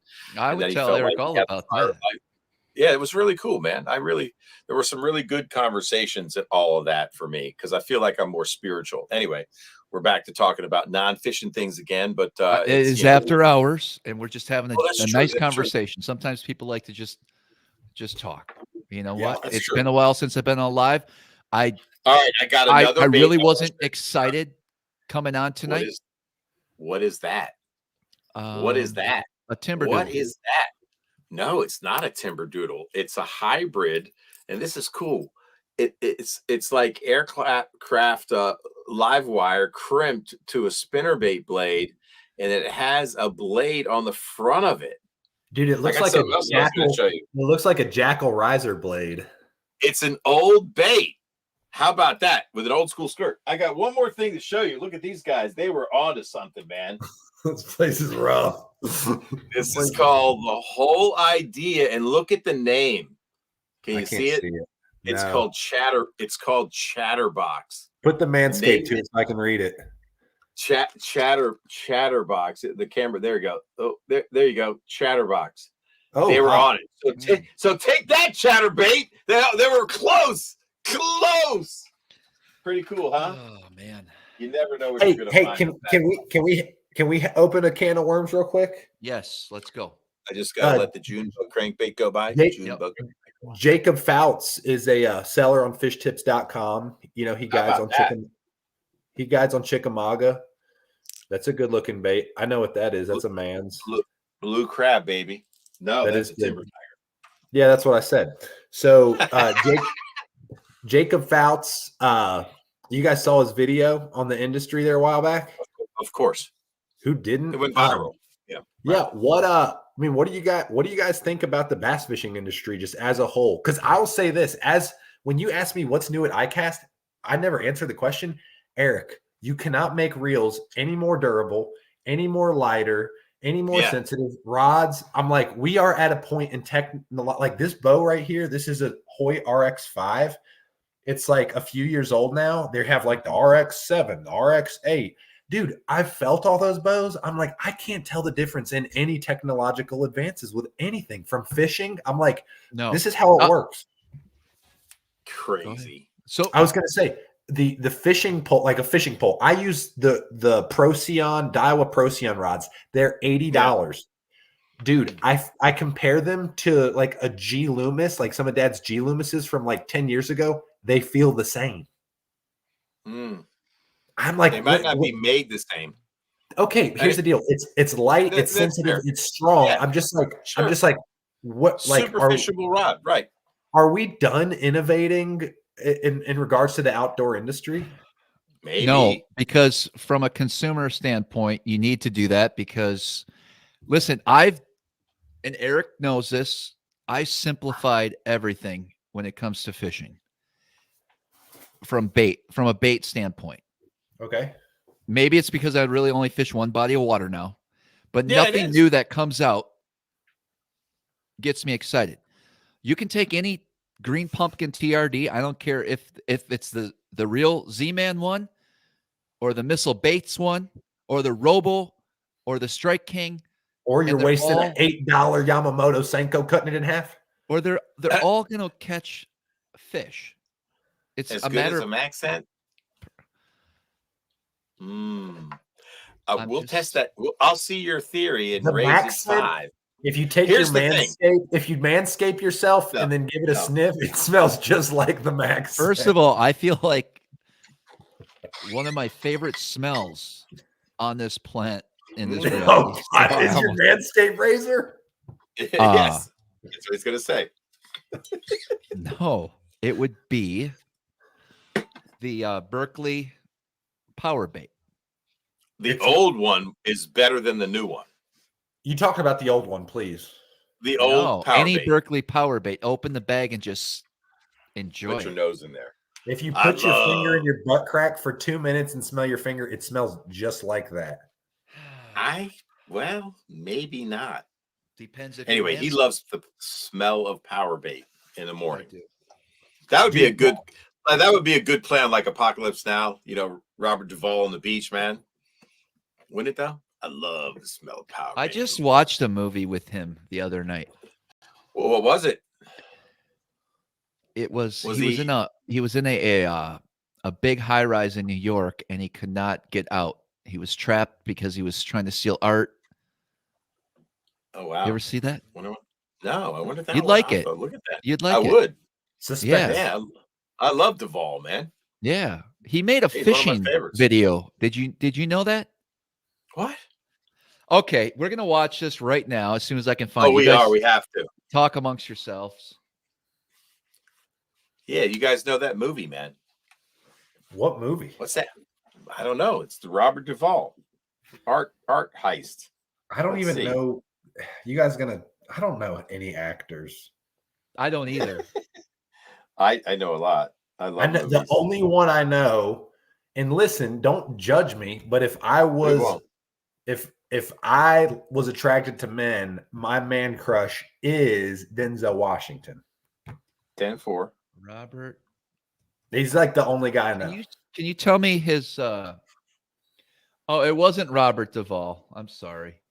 There you go. Oh, dang Yep. it. Who was it? There you go. Who's the actor? I messed up this whole thing, guys. No, well, just keep trying.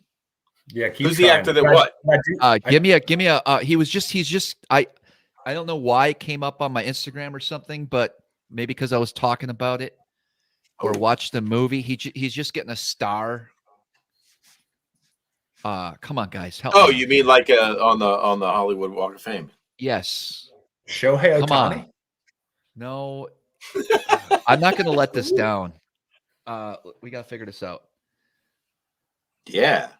Pete It's Jablowski. like Defoe. Is there a Defoe? Willem Dafoe. Don't I'm know gonna him. pull it up. Hold on, real quick. Only Defoe. Only Defoe I know is my boy Otter. I'm gonna go William Dafoe art heist movie. All right.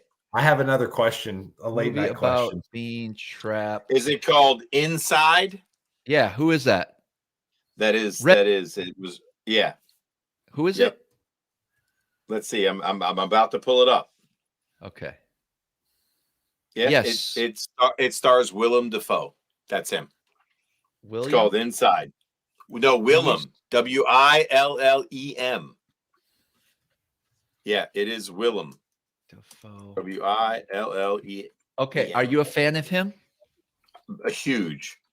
I don't even Hello, know who Zach. he is. Pull a picture up of him. He was in Apocalypse Now. Still doesn't help. No. I'm going to show you a video he made years ago. On a fishing video. That's so cool. Who knew? Boondock Saints. Yeah, Green Goblin. You guys got it, man. Oh, He's the Platoon. guy- That's what I meant to say. Not Okay. Apocalypse Now. Thank you, Pinhook. Are you ready? He plays Green Good night, Goblin. in Amy. Spider-Man? He was. Okay, then I know who it is. Yep. That's right. That's right. You guys are right. This You is ain't wrong. After Hours. Anything goes. That's right. All right, here we go. It's quite unusual. It's like it's so funny, you guys. This is him. What year was this made? He was young. 82. Just watch this. You'll get a kick out of this.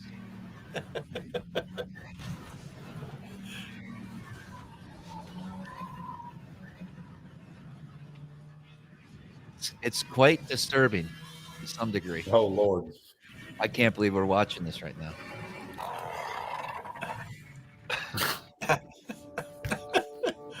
How did you find this? I don't know.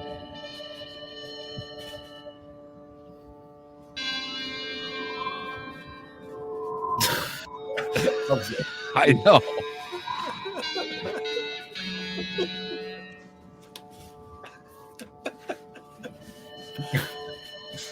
You remember those old boots that looked like yeah, that? Those small Sorrel. boots? Sorrel.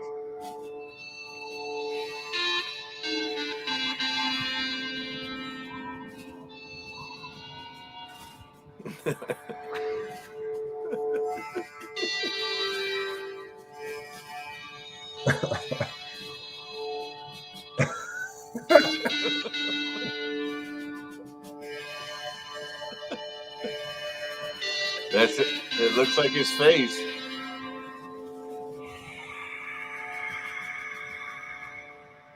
Oh, definitely him. That's a young Willem Dafoe, man.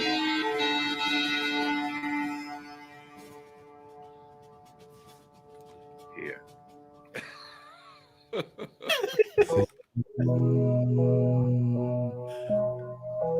Wow, we went straight from there to Cambodia.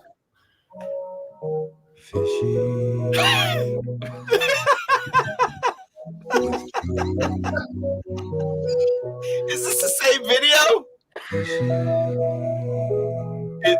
Is this the same video? I'm not sure what we're watching, bud, right now. What in the heck?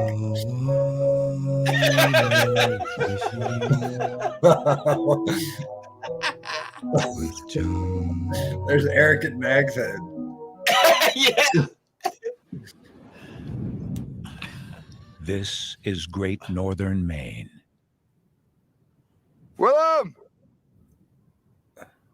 We need more wood. The average winter temperature is 18 degrees below zero. What are we watching? Where'd that wood come from? Is it old fishing shack? Having Just gathered enjoy local this. debris, John Lurie and Willem Dafoe construct a shelter to protect themselves against the severe elements.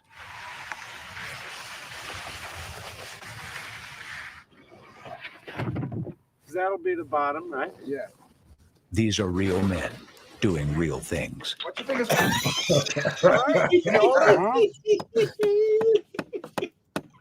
That's sturdy enough? 1, 2, 3. Right on around.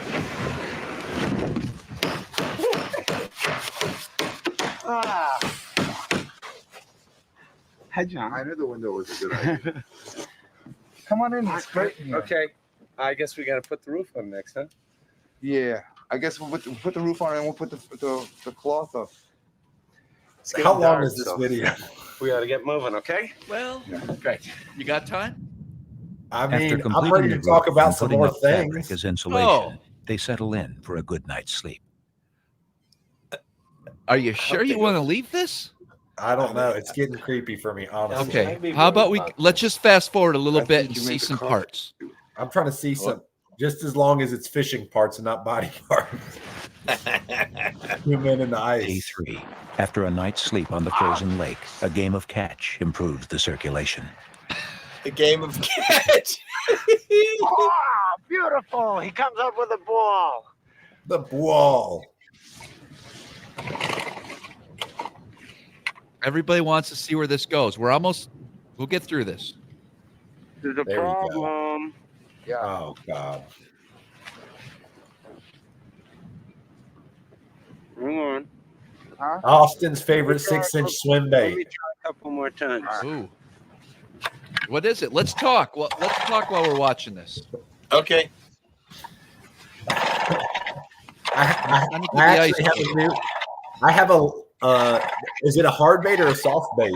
And by the way, there's a new line through that I think's game changing, and it's not what you think it is. Why would I be less hungry? What? Why would I be less I hungry? don't know. Do you want? It ain't the hangover. Peanut butter crackers. I like the hangover. I'm a big hangover But guy, I but don't think it's that one. it's not the hangover. Cheese on cheese. Yeah, You guys won't guess it. If you guess it, I'll crap my britches. All right, guys, guess it. Cheese It's on a cheese.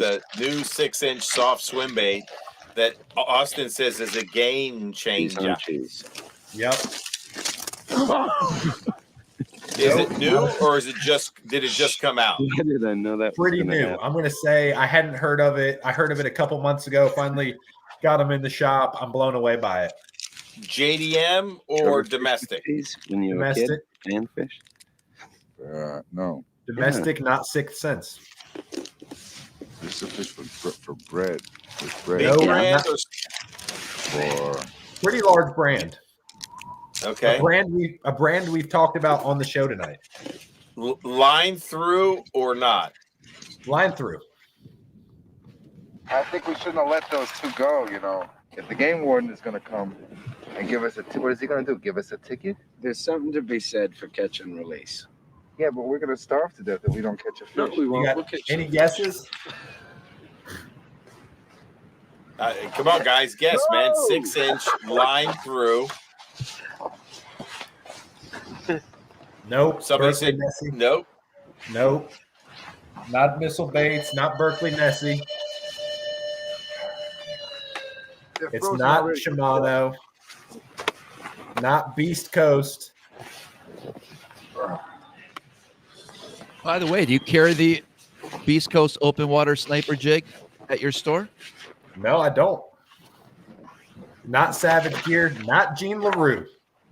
I am so excited. I'm stumping people. I feel like Eric Salt for water the is first time. gross now. Not That's Bass awesome. Mafia. Am I going to die? No. Is it 6 inches? You said? It's 6 inches. Okay, I You didn't got know a if you said it liner? was like an 8. No. You want? I've got a liner.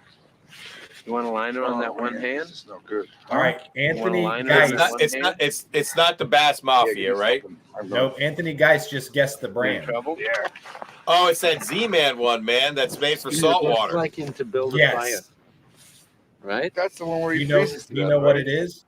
I don't remember Yeah. it so well because I'm not gonna say it, though. Boy, but Okay. Let's see if anybody else says it. he steps in the water and then finally he waits for the wolf, and I It's think a special he bait. kills the wolf, and the way he gets circulation. Isn't that back interesting? in I his love feet, looking to the he cuts salt the to wolf find open things for and fresh. Sticks his feet. No one's got it still. Yeah. Well, how long can that be good for? Good enough till the end of the story. I have no feeling in my hand, man. I got to go in for a minute, all right? Inches, you You said watch it my was ride? 8. Yep. No, I assure you, my wife knows it's only 6 inches. The Mulletron Jig Squad got it. That's the wood. The sharp biting. The Mulletron. Like out. Yes, ooh. Why do you like it? The size profile, the action, the Yep. sink rate, Yep.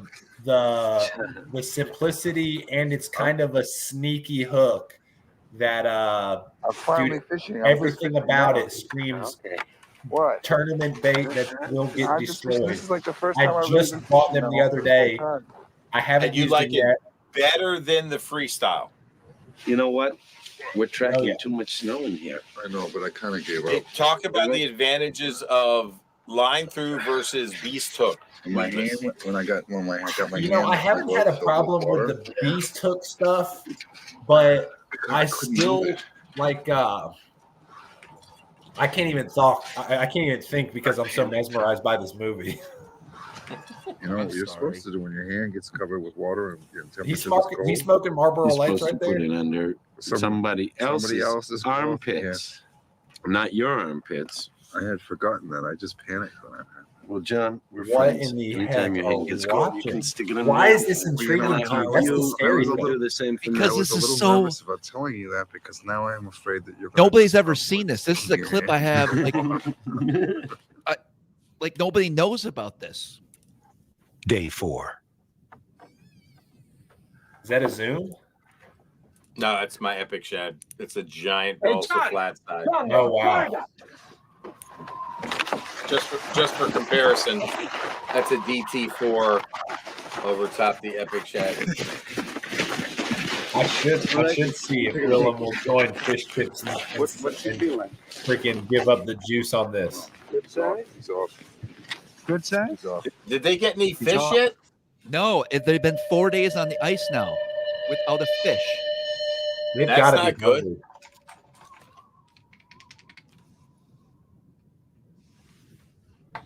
They're gonna die. They're getting worried right now. Just this is the part you need to pay attention to for a little bit. They're cold. They spent 4 nights in that shack they built.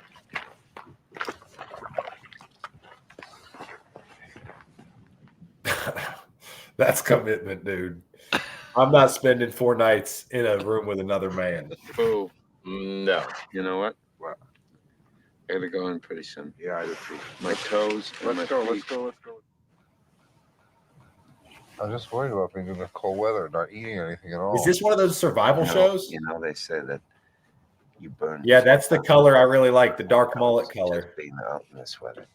I thought that was 400. Brokeback Ice Shack. How much is it?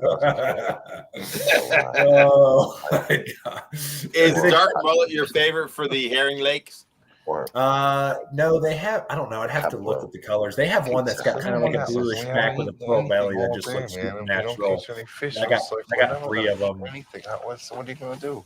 Dude, they run so true. You know what they look like? They look like a little RO, like a I'm sorry, a HUD 6-inch or a HUD 68. Gatherers, and today we've Are you had a looking lean at them right day. now? We're gonna go a little hungry, and then tomorrow it's I'll go to the website. Into all mess of berries and things, and we'll be Not happy. only am I not used to the cold, I'm not used to not eating anything at all day. Well, this is good for you then. It's Why?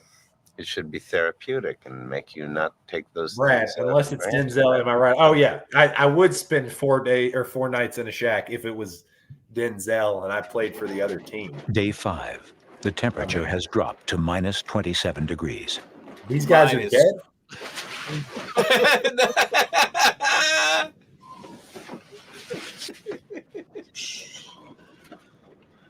You awake? What the heck's up with cod fishing? He says, "Sub Travis and Eric. Hope your holidays went well." He didn't even say it to me. What's up with that freaking guy? He's from Australia. He's got. It's the only Smallmouth Crush T-shirt in Australia right now. Yeah. Really? We mailed it to him. I paid $180 The for the situation is growing serious. No way. John consumed $180 only melted snow since their supply Travis of cheese donated the crackers shirt. ran out 2 days ago. He's in for 6. I'm in for 180. Cheese crackers. That's all they had. Yes, that's the whole. Have they not drilled any other holes? Listen. However, they pay the price of their persistence by enduring nights of delirium.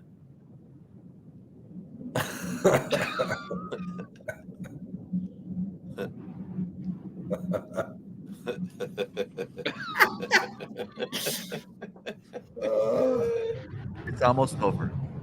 I feel like them right now. Exhausted, raw courage alone brings them out to clear the fish traps.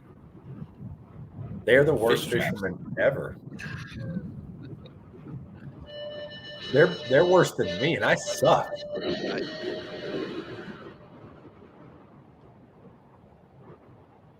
Travis, I want Right here. 15 Suffering minutes from of life malnutrition and due to the severe cold and the presence of gale force winds, the fishermen are forced to stay inside their hut. Their supplies exhausted, they now face a life-threatening situation.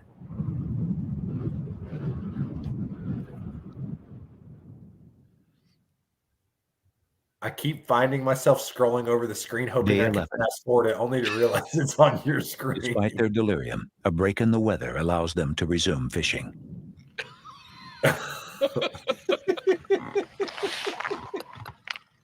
What?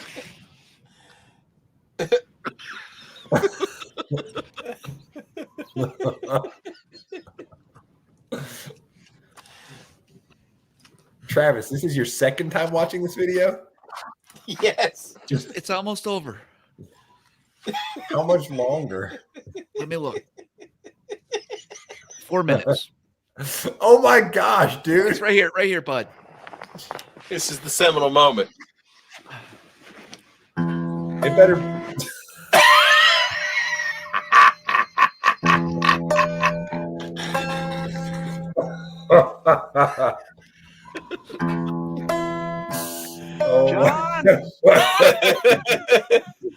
Sean said 4 minutes of my life. Defoe had a backlash.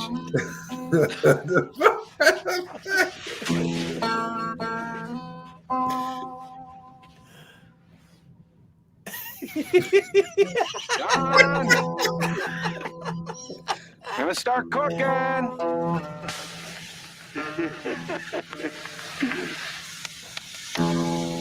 You want a little?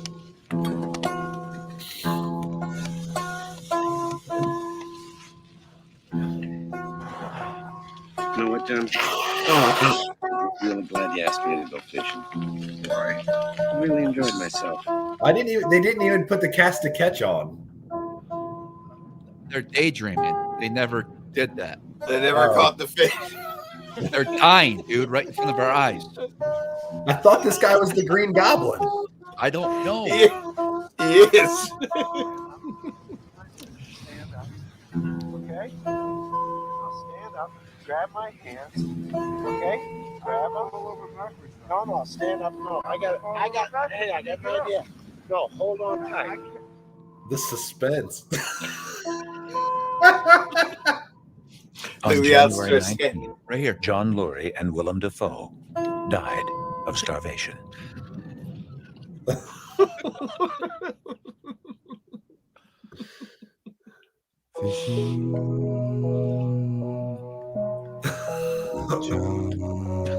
Fishing with John. That is so strange. All right, can we get back to some industry stuff? I have some serious questions. Yeah. Okay, Travis has to turn this off though, because I'm traumatized. Is Travis crying? I needed a laugh. Oh my god. He did. Okay. Fishing. What's the with future John. of what's the future of Major League Fishing? I don't see a future with it. Wow. As in, like, you don't see like you Only being a my part- perspective. I could care less about it. I don't watch it. I don't. You think they're second fiddle to bass? Yeah. Dude. And then my next thing is ESPN once upon a time bought Bass for $1 trillion or some crazy number and then sold it to Jerry McInnes. Am I correct? Correct. Yep. Okay. And then, dude, Bass is such a strong brand. I just like, they're obviously not a monopoly in the industry. I don't know. I just can't believe MLF has kind of been a flop or is going to continue to. I don't know. I'm just blown away by it, honestly. It is kind of crazy, right? By the way, I want to hear in the comments what you thought of that little episode. We're getting mixed feedback here. Gabe Anderson says, having spoke to several former employees, it's a bad place to be. Wow. Mm-hmm. Wow. MLF goes one more year before folding, Gabe says. Classic is king. All right. So then my next question is, since everybody is going to suck up back into the Elite Series, what does sponsorship look like on the level of some of these anglers? Which brings back into, we never really talked about the Fouts thing, which I wanted to talk about. Okay. Yeah, so I think that ties into it, right? A lot of the big brands have a lot of big brands have let a lot of big names go recently. You know that, right? You've seen a lot of movement within. John Murray, who's on fishtips.com, guide on Lake Chickamauga, Watts Bar, was just let go from Lucas Oil. TH Marine, we were talking to Luke Duncan a couple days ago on the phone. I guess he just parted ways with TH Marine. I mean, there's some big shifts happening. Right. Nike let Tiger go today? Tom Pavlot said that? I don't know. That's amazing. But Austin, I'm going to hold this up because I know you remember that. I made you and Thomas Giovanelli those, and you guys caught big bass down at the golf course pond on that little spinner, hand tied with love in the lake. That thing would catch them right now on some of the lakes I'm at. There's no doubt. I caught bass up to 5 pounds on that thing, man. They need a real world championship between all the trails, NPFL, MLF, Bass. Great idea, like the Super Bowl of bass fishing. I think. How hot would that be? Be good. Here's my take. If I was going to go back in for just probably the money, it would be the NPFL. Agreed. 100%. If I was going to go back in for, I guess, more lucrative contracts with sponsors, non-endemic, or people in the fishing industry, it would be the Elite Series. I would fun fish the MLF stuff, but I would never commit to a trail. Only because of what Boyd Duckett did to me. Right. What? Let me hear it. What Boyd do to you? Oh boy, you didn't hear that one? Wow.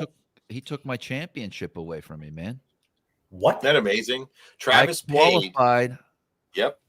For the Forest Wood Cup, and they decided to cancel, and it only affected a handful of guys that qualified through that. It was when I did highest in points in the, I guess it was the Costa Opens back then. Yep. Yeah. 3-4 years You ago. won the Northeast Division? Yes. Qualified for the Forest Wood Cup. He acquired FLW and said sorry to guys like you. Yep. Yeah. Wow. Mm-hmm. You just don't do that. And it's crazy. Wow. You know, Eric, do you remember the same year I won the Casting Kids National Championship? I fished in the Junior Bassmaster Classic, and do you remember who I drew as an angler? Boyd Duckett. Boyd Duckett. In fact, I was on stage a week before he won the Classic. I said it was great fishing with the 2008 Bassmaster Classic champion. When they published the Classic article in Bassmaster magazine, they referred to a kid calling it. It was me. Prescient. Yeah, it was crazy because Boyd actually brought the Classic trophy up to my hotel room with mom and dad and DJ. Thank God you weren't alone. What? Well, yeah, because then I'd have felt like I was in your basement at age 8. That's exactly the bridge I wanted you to build. Thank you. That's where you found each other. A lot of you guys don't know this, but Eric tempted Austin into his home at a young age. Shut up. With his 5-inch worms. Shut the fuck up. Idiots. Is this a true story? No. Did you invite him over to your house without knowing who he was? Austin wouldn't get out of my house. He wouldn't get out of my garage. He loved baits, bro. This is how the story went down. Austin. I'll take it over. I got your back, Eric. I got your back, dog. You're my boy. Let me tell this story, bro. All right. So what happened was I'm fishing this golf course pond. There's a culvert pipe. You're fishing my pond. By the way. A Konami cut tail. Yeah. I throw it on this deal. It was like a Nico rig before it was a Nico rig. It was just a weight and a cut tail. I catch a freaking 6-pounder on an ultralight rod. This guy is running. There's a little hill. He's running down at this tee box because it's on a golf course. And I'm freaking out. Caught a giant. And this guy comes up to me and goes, "Hey, little boy." Shut the fuck up, man. He said, "That's a pretty fish." You're so strange. What's And wrong with you? I'm like, "Can you take a picture?" And he said, "Yeah, I can take a picture." Shut the fuck up, man. So then, I feel like I'm watching this damn ice fishing video. Right. I'm just like, I'm pumped up about this fish. And then he Oh starts my stroking my I had God. long hair at the time. He starts stroking the back of You it. did not have long hair at the time. It And was he me said- that I caught the 6-pounder, and this little weasel of a kid runs over and goes, "Can I hold your fish, mister? Can I hold your fish?" goes- I'm like, he "Get goes, out of my face." You ever seen worms in a basement? And I'm like, no, but let me call my mom. And no, that's not actually how it went down. I did catch a fish, like a 4-pounder. He did take a picture and was like, "Man, do you love bass fishing?" And I said, "Yeah." And then I was like, I called my mom and I was like, "Hey, I've met this guy." And my mom was like, "Well, let's meet." And he literally, I don't even remember. What do you live 5 houses down from me? I don't know. It was like 6 or 7. Yeah, I was at the cul-de-sac, man. I don't know more than that, Yeah. but Yeah, Eric literally lived right down the road. And anyways, mom came down and Eric was like, here's the deal. At the time, I always tell people this, and I think this is true. You had kind of not been fishing for like 4 or 5 years. no, I'd been trout fishing. Oh yeah, you're big into fly fishing, but when I went down your basement while you were rubbing your belly button, you had a lot of bass fishing stuff. Yeah. That was in the garage, bro. Oh, Remember, it was. I remember you had all asked your me for Curados. all my rods and reels were in the garage. I had like a little, system in there, right? And you totally, the one thing you wanted was to get an RC 1.5. Your dad would let you have one or something like that. So I said, "Dude, I got you, man. I gave you your first Lucky Craft original RC 1.5. I remember. And dude, do you remember what color it was? I felt like it was a shaddy color, maybe. It was a shad color, but it also may or may not be what most people end up toothless smoking.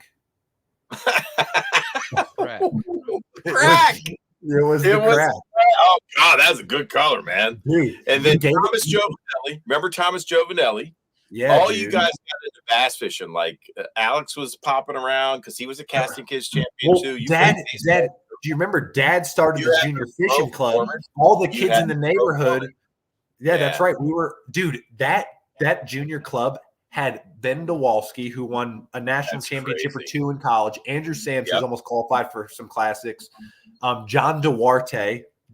Oh my God. Michael Duarte. Yeah. Yeah.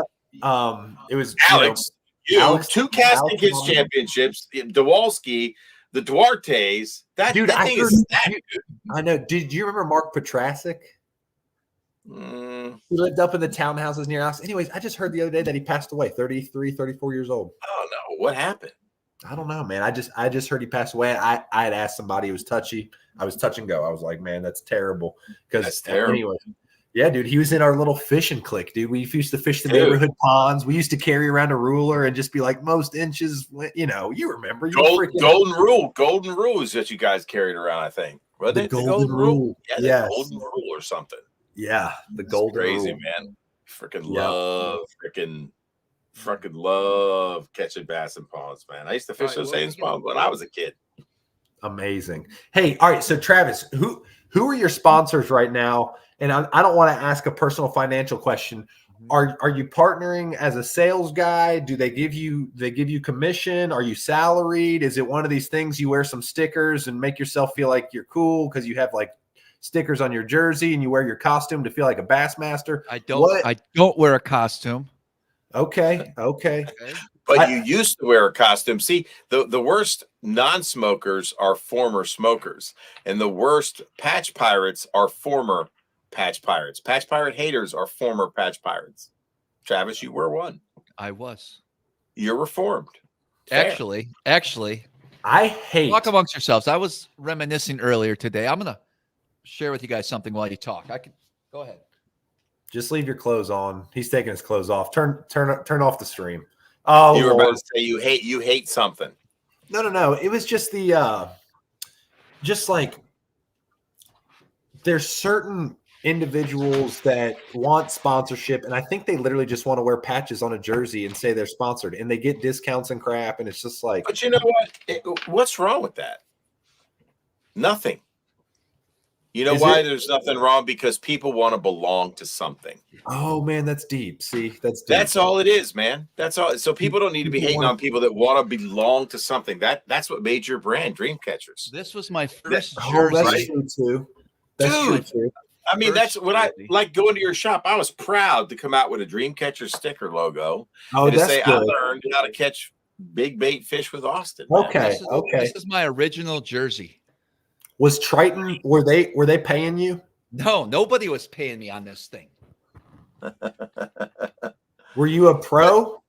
No, I was a co-angler in the Bassmaster Elite Series in 2006 on Lake Amistad in Texas. But So you know what's cool about you it? were- You know what's cool about it? You know what got you into it, Travis? You wanted to belong. You Pros. wanted to be a pro. You had a dream. You identified with the brand. It got you excited. It got you motivated to say, I'm Triton. I want to try to boat one day. Bro, it's true, That's man. good. Don't be That's hating on good. people that I'll be want right back. something. Right? Everybody wants to belong to something, man. Right? Feeling of belonging is There's important. my, to the Marlboro human hat. race. I remember that one, dude. Oh, yeah.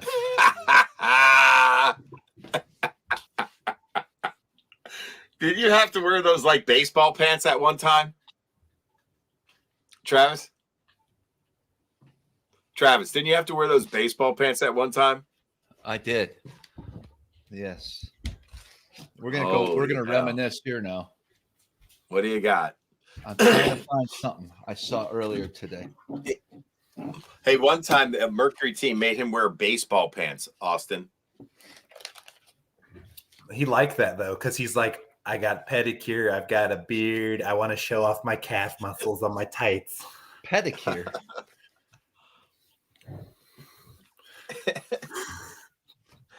Man, scraping. All right. What else we got? So you're wearing a Mercury thing now. Does Mercury pay you? I get a discount on a motor. What's ain't that? bad. What's that disky look like? Pretty good. I can't fill my tank up with pretty good. I want to know some Oh, dollars. speak of the devil. This is my credentials from the Bassmaster Classic in 2007, and look who signed it. Boy, Daddy Duck. Duckett. Daddy Duck. No way. What gave you the presence of mind to get a signature from Boy Duckett? Did he win? He won the Classic that year. Yeah, So that was the 2007. 2008, I Wow. think, was one of Vandy's. There's my old You should, baseball card. Look at that, dude. I want one. How many you got? Frame that shit, bro. Hey, okay, so what were people paying you? I saw your sponsors. So I get a little bit of money for everything's different. So yeah, I get paid a salary for sure with some companies. Okay. Yeah. Cool. I can dig it. Yeah. What possessed you to keep all that stuff? What is that? It's a a Lucky Mercury. Charm. It's a Mercury. four-leaf clover. I literally Evening thought that was Force something Two Coach Force Prime was Six. wearing in the last episode I just watched. My boy Deion Sanders. Dude, my wife Fair and I enough. have been watching that. Whoa, look at that. The What is nitro that? scarf, the world famous nitro scarf. Still got Is- one is it left in coming the up? package. Are you going to keep it? No. Not for sale. Yeah, you getting a salary from St. Croix? I can't disclose that. Okay. That's a yes. Where are you coming from? I just want to know because a lot of guys want sponsorship, and I'm like, okay, here's Travis, who's a sponsored guy. What's that look like for a pro like Travis Manson? I think if I was to qualify for the Elite Series, I would probably be able to get enough money to fish for entry fees. through sponsorship. Does that Entry make sense? fees, entry fees, and travel. Just entry fees. Would you? Here's the deal, because like for instance, there's some guys I know they don't want the commitment to sponsors. They're okay with footing their own bill, which I'm like, hey, that's do your thing. But Sure. would you want to raise enough money for that?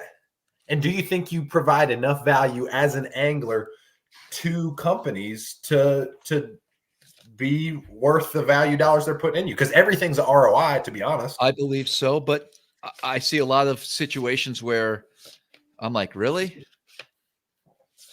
You know, because here's my thing. I see some guys who are title sponsored by like small no-name plastic companies. And I'm like,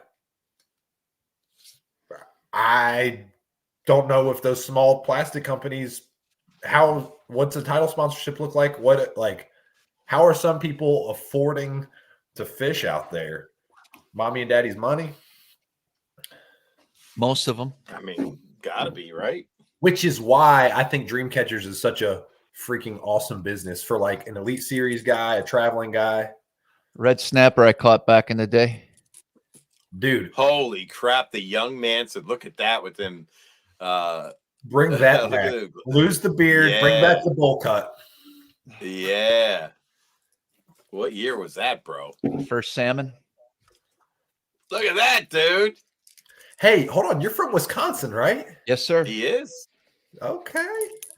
You big cheese curd guy? Big cheese curd guy. They don't make them like they do in Wisconsin anywhere else. Come on, preach that. We like the river rat ones pretty good. They're pretty good. But I've never had a Wisconsin cheese curd, so I can't say. Oh my gosh, when they're squeaky? Oh, I've had some the squeaky warm ones.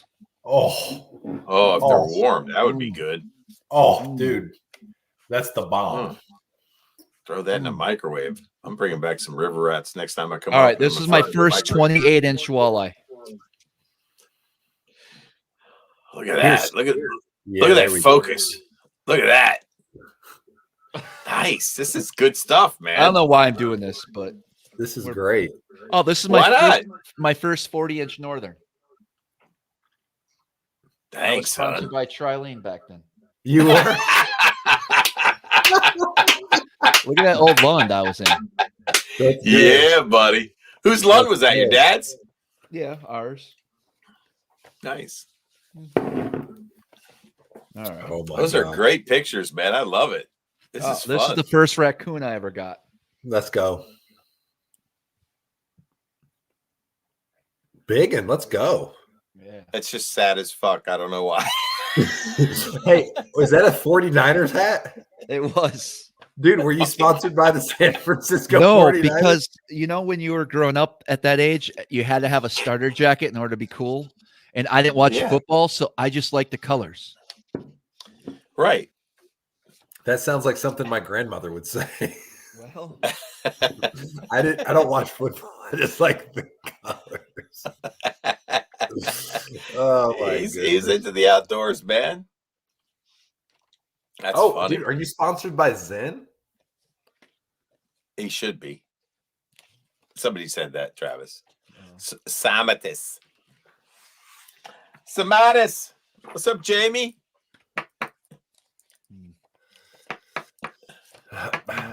Dude, I'm trying to get sponsored by the freaking San Francisco 49ers. I used to shoot turkeys. So what's the deal? I guess you hunt waterfowl, right? Yeah, big time. Oh yeah, he's been shooting a lot of ducks this fall. What's the deal? Is that the only thing you hunt? You don't hunt whitetail? You don't hunt? Nope, don't do any of that. This was my first.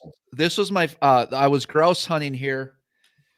This was the first time I ever kind of went into a time warp. I never talked about this one before. There's been other times where I've lost track of time, but once we got back and took a picture, I wish Eric was here to see this. This is in the picture. Hold on. That's in the picture. You feel like that's a black hole? It's a black hole. You found a black hole in the field. This started everything. So listen, right there, Describe what happened. No, I'll tell stuck you, your I stuck finger in my it? finger. I stuck my finger I in thought that. you said finger, not your finger. They No, didn't no, no. have it. I stuck my finger in that black hole and was itching a freaking little Vietnamese guy ear. No, you did not say that. I think it was his ear. Oh my God. What's wrong with you, man? Dude, that's the original time travel. This is the Hold warper. on. Yeah, we. I'm getting a call from 1976. Hold on. Dude, I got a ask call. if it's my finger. Is it my finger? Hold on. Was that his finger? Okay, I'll call you back. Okay, I got it. Wow. Is that a Nokia, by the way? Was that a Nokia? I don't That's know. a Motorola StarTAC, baby. Motorola. I knew I was close. Flip phone. That's pretty cool. There you go. All right. Hold on, I got to get better reception. I got to raise the antenna. Oh my gosh. That's insane. As if. That is hilarious. I can't raise the antenna. That's so good. Anyways, wow, what else we got, guys? Gene, it is a flip phone. He said, I thought there was only a 5. Yeah, it's a burner. It's my first big largemouth ever. Wow. What'd you catch him on? What's it? Hey, Rapala? be the guy. Be the guy. What is that? Fat wrap. Oh, fat wrap, baby. Hell yeah. Balsa, baby. I was going to say, Now I like the Cowboys. Now I like the Cowboys. Yeah, look at that. Match his tan outfit. You had a good sense of style back then. You needed a tan hat to match your tan outfit. Hey, good job. You know what makes me laugh? When people get on the Facebook pages and they're like, I caught this bass. How much do you think it weighs? And I'm just like, what's wrong with people, man? What you should do is you should take that picture and put it up in the I Love Bass Fishing page on Facebook. And, there you go. And say, first 10-pounder you ever caught.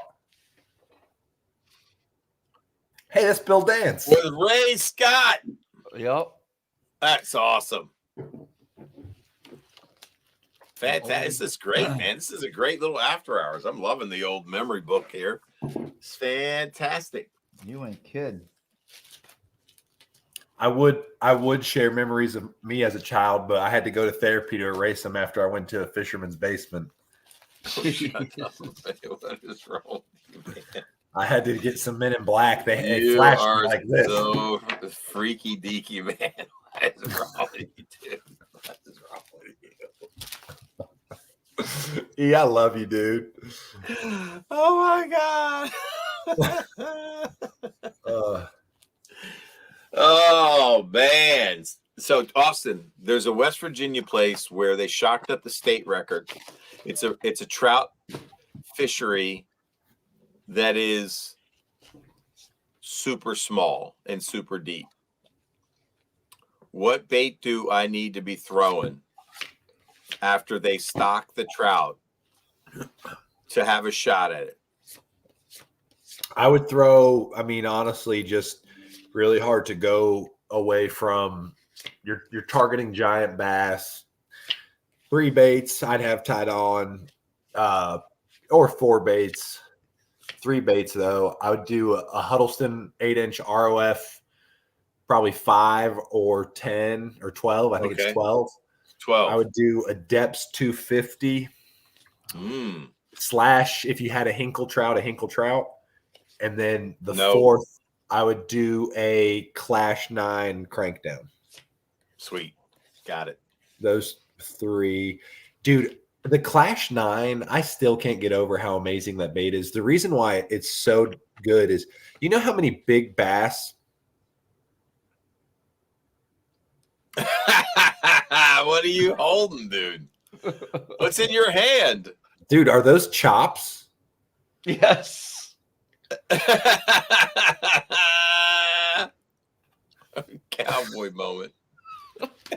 Here's my thing. Why are these in your closet behind you and not in an album somewhere? That's disturbing. I don't know. No, he doesn't. He's only showing select ones. I'd like to see the whole photo album, man. Yeah, It's that's amazing also that he's got true. that many pictures, though. That's cool. What I was going to say though, Eric, you know how many big bass, like you're throwing your glide bait and they're like behind it and below it, like 3 or 4 feet. And your glide bait's in 3 foot of water. They're below it 3 or 4 foot, which means they're cruising in that 8 to 10 foot zone. That's now right. you take a crank down Clash 9 and guess how deep you are? Probably right there with them. Right in their face. And it has that tight, quick, very loose, free reaction. Yeah. Reaction strike motion. It's a big bass catcher, bro. That's why it is. That's why guys are constantly still catching giants on it. That's amazing. Do you put the do you change to the V-tail on it when you're crank down mode, or no? It doesn't matter to you. Just literally how it comes out of the box is how I throw it in crank down mode. Great. Is that Tail, mode A or B? Is that tail that's up? mode A. That's So that's I always remember it, crank up, glide down. Yep. Crank up, glide down. That's what I used to do in my gang. That was my gang sign before I got shot up. Right. So question for you, man. Do I need a real California K9 or what? The Cali Dream? Yeah, that's the one. It's a good color. I don't or does it matter? I think I do like that Cali Dream. Good luck finding one. I know. I'll be honest. I think that color, the Cali Dream, and I think the brown trout are by far the best 2 trout colors. Oh, Like, the brown trout to me, I think you could catch them on a. I mean, I told you when I went to Gaston, it didn't. I was throwing the Gangcraft matte finish rainbow trout that I cracked, that I repaired when I said I'll buy it because I felt bad, and you sold it to me cheap, and I put a little bit of that Sugru, which is moldable epoxy, like rubberized fluid, and it worked perfect, man. I smoothed it out, dude. The thing runs true. Caught plenty of fish on it. I think it's over here. Let me see. Did it? I want to see it. Good memories. You want to Good see memories. Here it is, brother. This might not be the one I cracked because I bought another one. All right. But let's see. Remember that damn that you loved? Oh, this is the one, Austin. No, there's the parents. Oh, hold on. You look, I would say, let me see them again. Your mom's kind of hot. Hold on, Travis. I want to see your parents. Yeah. You look like a good mix of both of them. You got your dad's head Hold on, shape. Travis. Let me see. Travis, let me see. Jeez. Come on. Wow. Oh, yeah. Oh, man. Hey, what your name is, girl? Look, you can see the repair joint that I made right there. It's pretty good, right? It's pretty good, dude. Look. Hey, I wonder if you don't open that joint up a little more with a Dremel tool and don't make it a little more choppy. My first Pelican I made. That's a Pelican. Well, we knew you weren't going to be destined for a job in art and graphic design. That was terrible. Here I like the Packers. Nice. Is that Favre? Reggie White. Time out. Why am I not taking my Gangcraft with me? Why am I showing you guys this? I'd take the Gangcraft if it's colder water. I like the Gangcraft, dude. Me too, because I think it rides a little lower. It glides wider. It's pretty smooth. It doesn't dip on you. You said that's a what kid? A cute kid, he said. It was a kid. Not kid. I'm kidding. You're a cute kid. Travis, hey, Austin, what do you think of the clutch? You into it? Which one?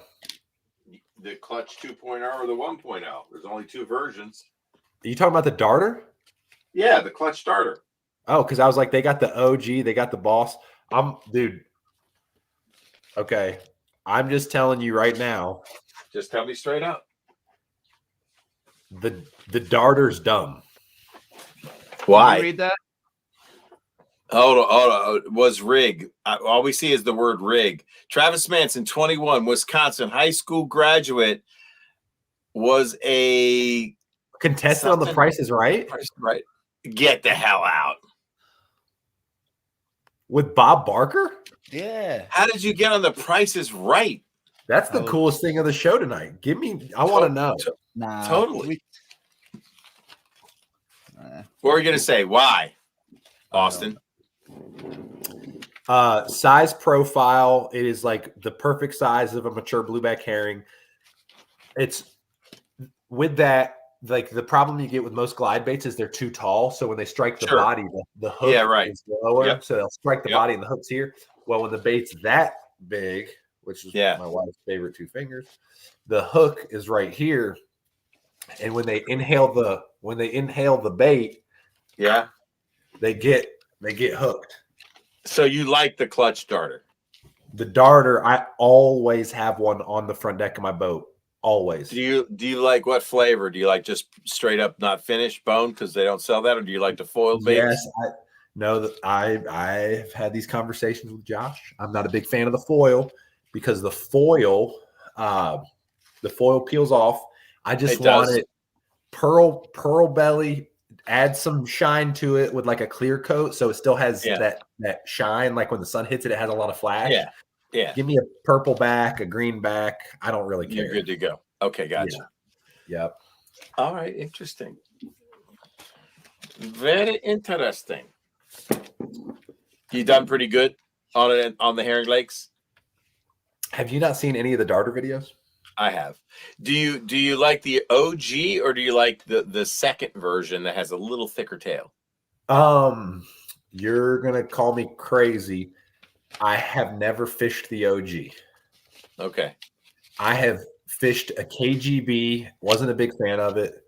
The one I got was a little inconsistent. When it would chop, and then after like 5 or 6 chops, it would start to go like this, and then it would balance out. And then it would chop, and then slowly. Now the new KGB, the production Spro one, is good. Heck yeah, sponsored. And then the clutch darter, I think it's super stable. It has the right profile, good hookup ratio. Yeah. My favorite. That is unbelievable. I can't believe what I'm seeing. I can't describe exactly what my eyes are seeing. That's good. What is that, and why do you have it? He's sponsored by who's the guy that does the workout videos? I don't know. Oh yeah, I know. It's been a while since I wore this jacket. It's a Richard Simmons jacket. Yes. He bought his DVD set. Yes. Travis, where did you get that, and why do you still have it? And did he manscape you? I'd wear a lot of interesting outfits back in the day. That's a life jacket. What the fuck? That's my buddy Danny and his girlfriend and my buddy JR. JR, I'm going to guess JR is the guy on the far left. Well, are you in Wisco? Oh yeah. So downtown Madison. You had a cowboy hat face, clearly. Yeah. Smallmouth Crush. Travis, What are people saying? I haven't even been watching the comments. I'm sorry. Is that the Sherbert special on the jacket that came from Jamie? They asked if you and Richard Simmons were going to film something like what Willem Dafoe and that other fella did. Right. Dude, I cannot believe I gave 15 minutes of my life to that freaking movie. Oh man. Oh my god. It's over. It's over. Where are those dates? I'm looking for my Huddleston's 12s. So the Molotron. So Eric, the Molotron, it has a, like when it's falling, just as it's falling, it's Elastec. The tail has so much action, and it's not like too much. Like the HUD 68, I almost feel like it's too much action for the subtlety of the bait. Where I think the 8-inch HUD, because when they did the study on the vortexes off the tail, the 8-inch HUD actually gives off the same vortex of a 14-inch trout taken off. That's so crazy. So for me, I'm like, the power of those baits is the subtlety. Have you seen those Z-Man Molotrons? Yes. Travis? It's a 6-inch wedge tail line through. I don't throw any of the baits you guys have been talking about. That's why I spaced out the last hour. No. Dude, the Molotron is a small swim bait. It's like too big. It's got to be this big. It's got to be Richard Simmons. It's got to be this big or smaller. Got to be Richie's Richard.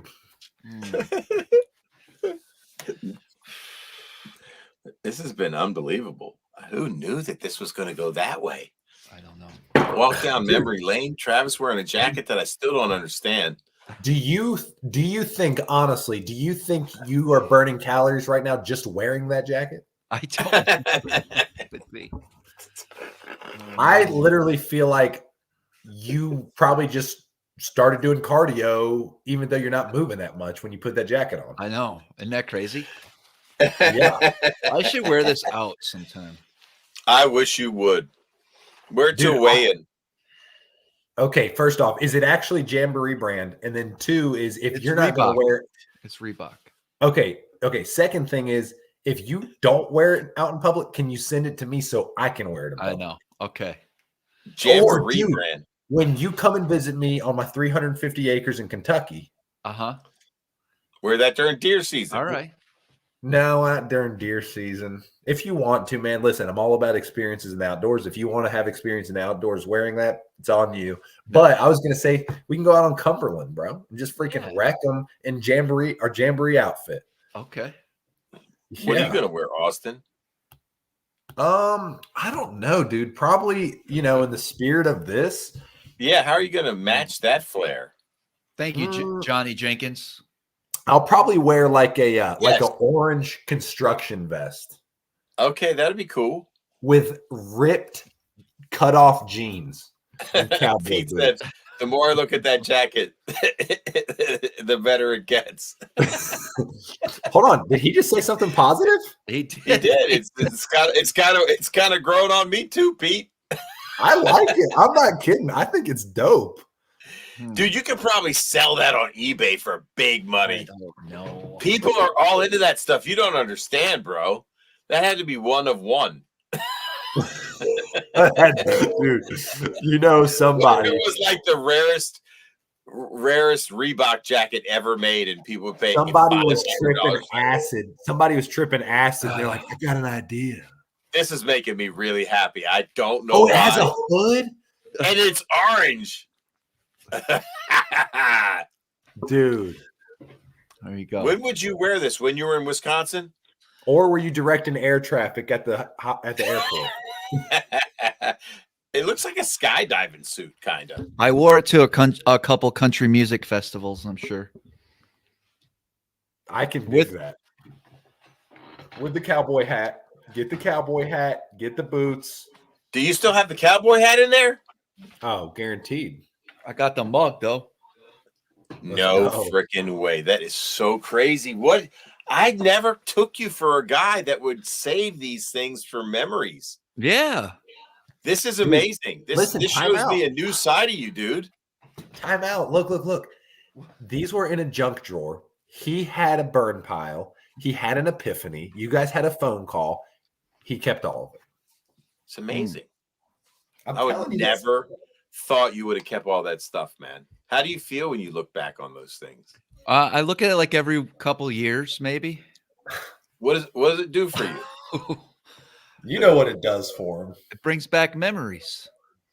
See, that's awesome. Yeah. I freaking like hearing that, man. I think that's very cool. Okay. Look, my boy Neil Bone said I would actually probably sell it. He's not lying. He thinks that's worth value. Listen, when you're doing your little would you sell it, Travis? No, no. You can't. That you have to put that in your asset column on your net worth worksheet. You would not sell that jacket. Would you sell it for $750 if you got it? I also would not sell this alphabet shirt.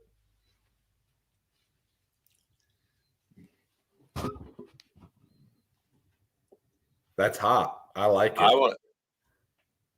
What is that? That's snakeskin, dude. That's freaking snakeskin. Oh, it's got the letters of the alphabet on it. I saw it now. Those are all the letters of the alphabet. It's a Van Heusen. Dude, that's crazy. You wore that back in Wisconsin, right? Yeah. Man, you got to wear that out one night. Hey, we never named the YouTube channel. Oh, yeah, we got to do that. I don't know. Oshkosh, University of Wisconsin. What did you major in, bro? Marketing. How about that? Hot boy shirt.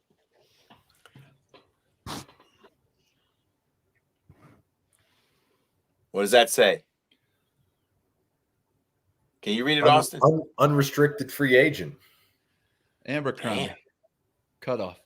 That's a little that's probably the creepiest thing you've pulled out. Like if there was something to throw away, it was probably that one. Okay. This actually makes me concerned that he might be a hoarder at this point. No, he's not. He's not. That's a special box of stuff he's got right there, man. It smells for sure, 100%.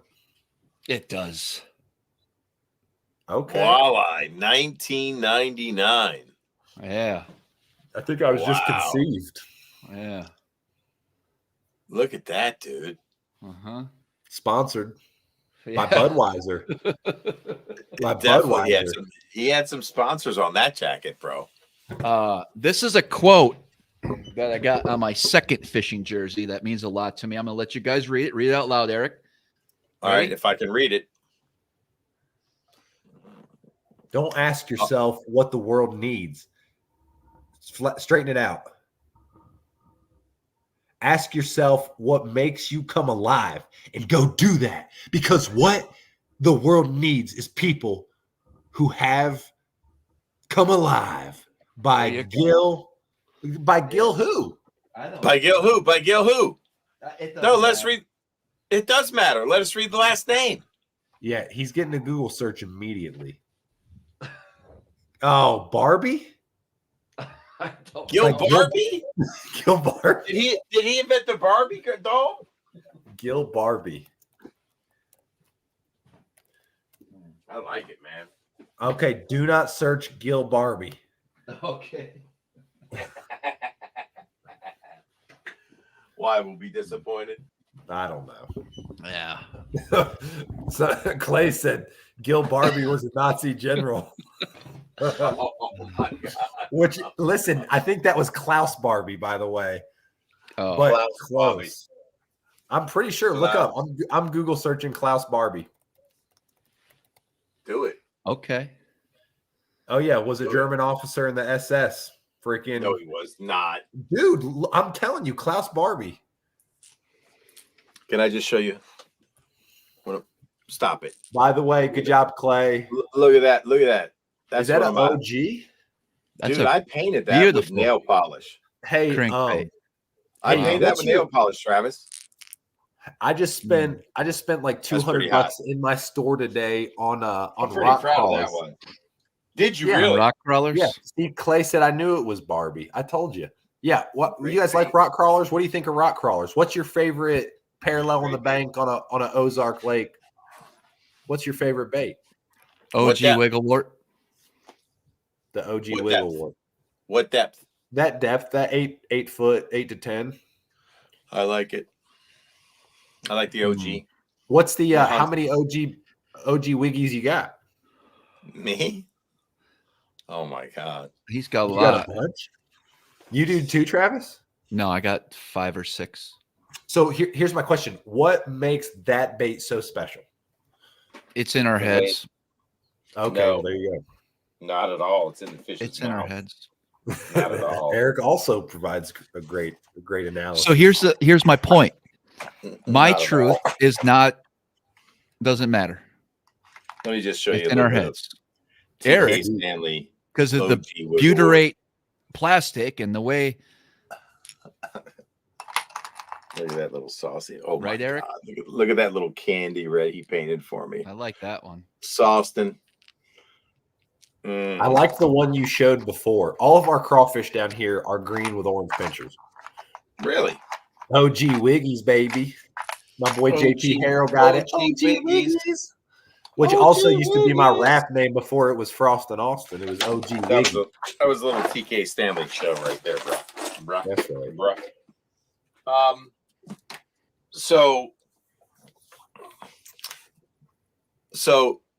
if you could get a pool, throw a rock crawler in the pool and see how it tracks. Okay. Some of these While comments. either burning it, steady, retrieving it, medium, slow, right? Stop it and see what happens to the bait. Okay. Just watch how it tracks, and as it backs out of cover, see what happens. Do the same thing with any wiggle wart imitation. Just take your pick, and then throw an OG, and see how it moves and feels with your rod, and then you tell me why that's one of the best lures and mistake lures ever made. All right, so I'm gonna guess. They all catch bass. By the way, I'm not hating on the new wiggle wart, catches them too, but it's not the same. And the way it tracks. Okay, can I guess? Can I guess? Why did Sean send me this? Because he's saying you look like that guy. You look like that guy. I don't know. All Come right, on, so my guess is the OG probably hunts better because the consistency of them wasn't as perfected. And right, then, the lip was a little bit offset. Yep. So I'm going to guess it looks like this. 1, and then 2, I'm going to say when it hits cover, instead of going straight up, I bet it backs. It backs and does things. It's got secondary action. So it hits and then backs up and then like cuts back out. And cuts, it does some fun stuff. Yeah. Where the Spro rock crawler digs just more true. Just more true. And then when it hits something, it just floats. Look, and that's again, it's a great bait, man. They all catch them. I jack them on a rock crawler. They catch them. Yeah. I'm not, like I said, they've got a medium diver and a deep diver. I mean, you know what I mean? So you have a lot more versatility with the depth you can reach, the MR. Yeah. But if money's on the line, I'm going with the OG wiggle wart for me. And then I would augment that with rock crawlers. So you're like, go through an area with the OG a couple times and then come back through with a rock crawler? Well, if I'm trying to reach different depths, right? Because I think that deeper diving rock crawler reaches a different depth than the wiggle wart. I just want it grinding like the whole, obviously, but I mean, I don't know. I feel like, dude, I just feel like when they're up there, I feel like, you know, the deeper diver rock crawlers, like it says 9 to 14, but I'm like, when that bite's happening, 14. Well, and here's my thought too. When that bite's happening, it's not a 14-foot thing. No, it's a 3 to 8 foot thing. Yes. And I do believe I'm one of those guys that believes butyrate just has a different resonance, man. And that old single lead knock to it, man. There's just something about it, man. I feel like a fish's flesh is more like butyrate than very thin-walled Chinese plastic. That's just me. Hey, do you like, have like this old bone? Guys, I'm in no rush, but how long you want to go tonight? You can hang up, because Eric and I are going to keep talking. Go do some jazzercise. Did he leave? I told him to. He's got to go manscape, bro. Oh, that's funny, man. I'm looking for my old vintage plastic box. Hey, check your phone real quick. Bolsa. Did you text me or Instagram me? Okay. I didn't want to ask this on the air. Yeah, of course. Deal. Well, let's get out the old wiggle wart box and see what we got in stock. Yeah. First and foremost, I'm curious, what do you say your flavor is on your lake? That shad wraps. So I literally saw crawfish on a rock. It was as green pumpkin as you can imagine. It had a pearl belly and small orange veins running through its claws. Crazy. I mean, it was like, I was like, holy cow, that's what it looked like. That's an orange, that's a green pumpkin crawl, it's an orange crawl. That was it. Hey, by the way, I just wanted to shout out, you guys, for those of you who haven't subscribed, if you guys go over to the Dream Catchers Fishing channel, that's my YouTube channel. You can feel free to subscribe, whatever, I don't care. Dream Catchers Fishing channel on YouTube. That's where you can find a lot of my content. I got a fun one. We had some challengers challenge me in a flipping contest in the store today. And Come on. It didn't end well for them. No, it did not. I shook hands with a guy for $1 million. I told him I'd give him $1 million if he beat me. And I still have my house. Dang, it's crazy. You might need to invest in a custom painted one, bro. If you know what they look like, you know what I mean? Just start handing them up. I'm just curious. So okay, you literally have too many of them. No, that's just one box. Okay, some of those colors are hideous and need to be recolored. Yeah, of course. That's why you buy them. So is that kind of the flavor? No, it needs to be like a little darker green pumpkin. I like the orange belly on it.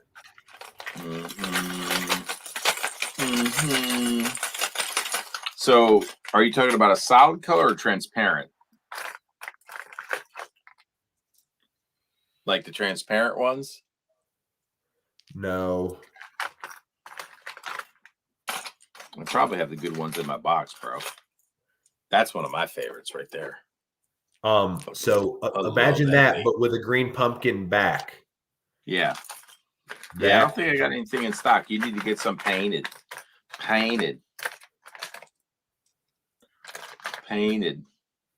Yeah, there's some that could be painted in here. You got to get some painted.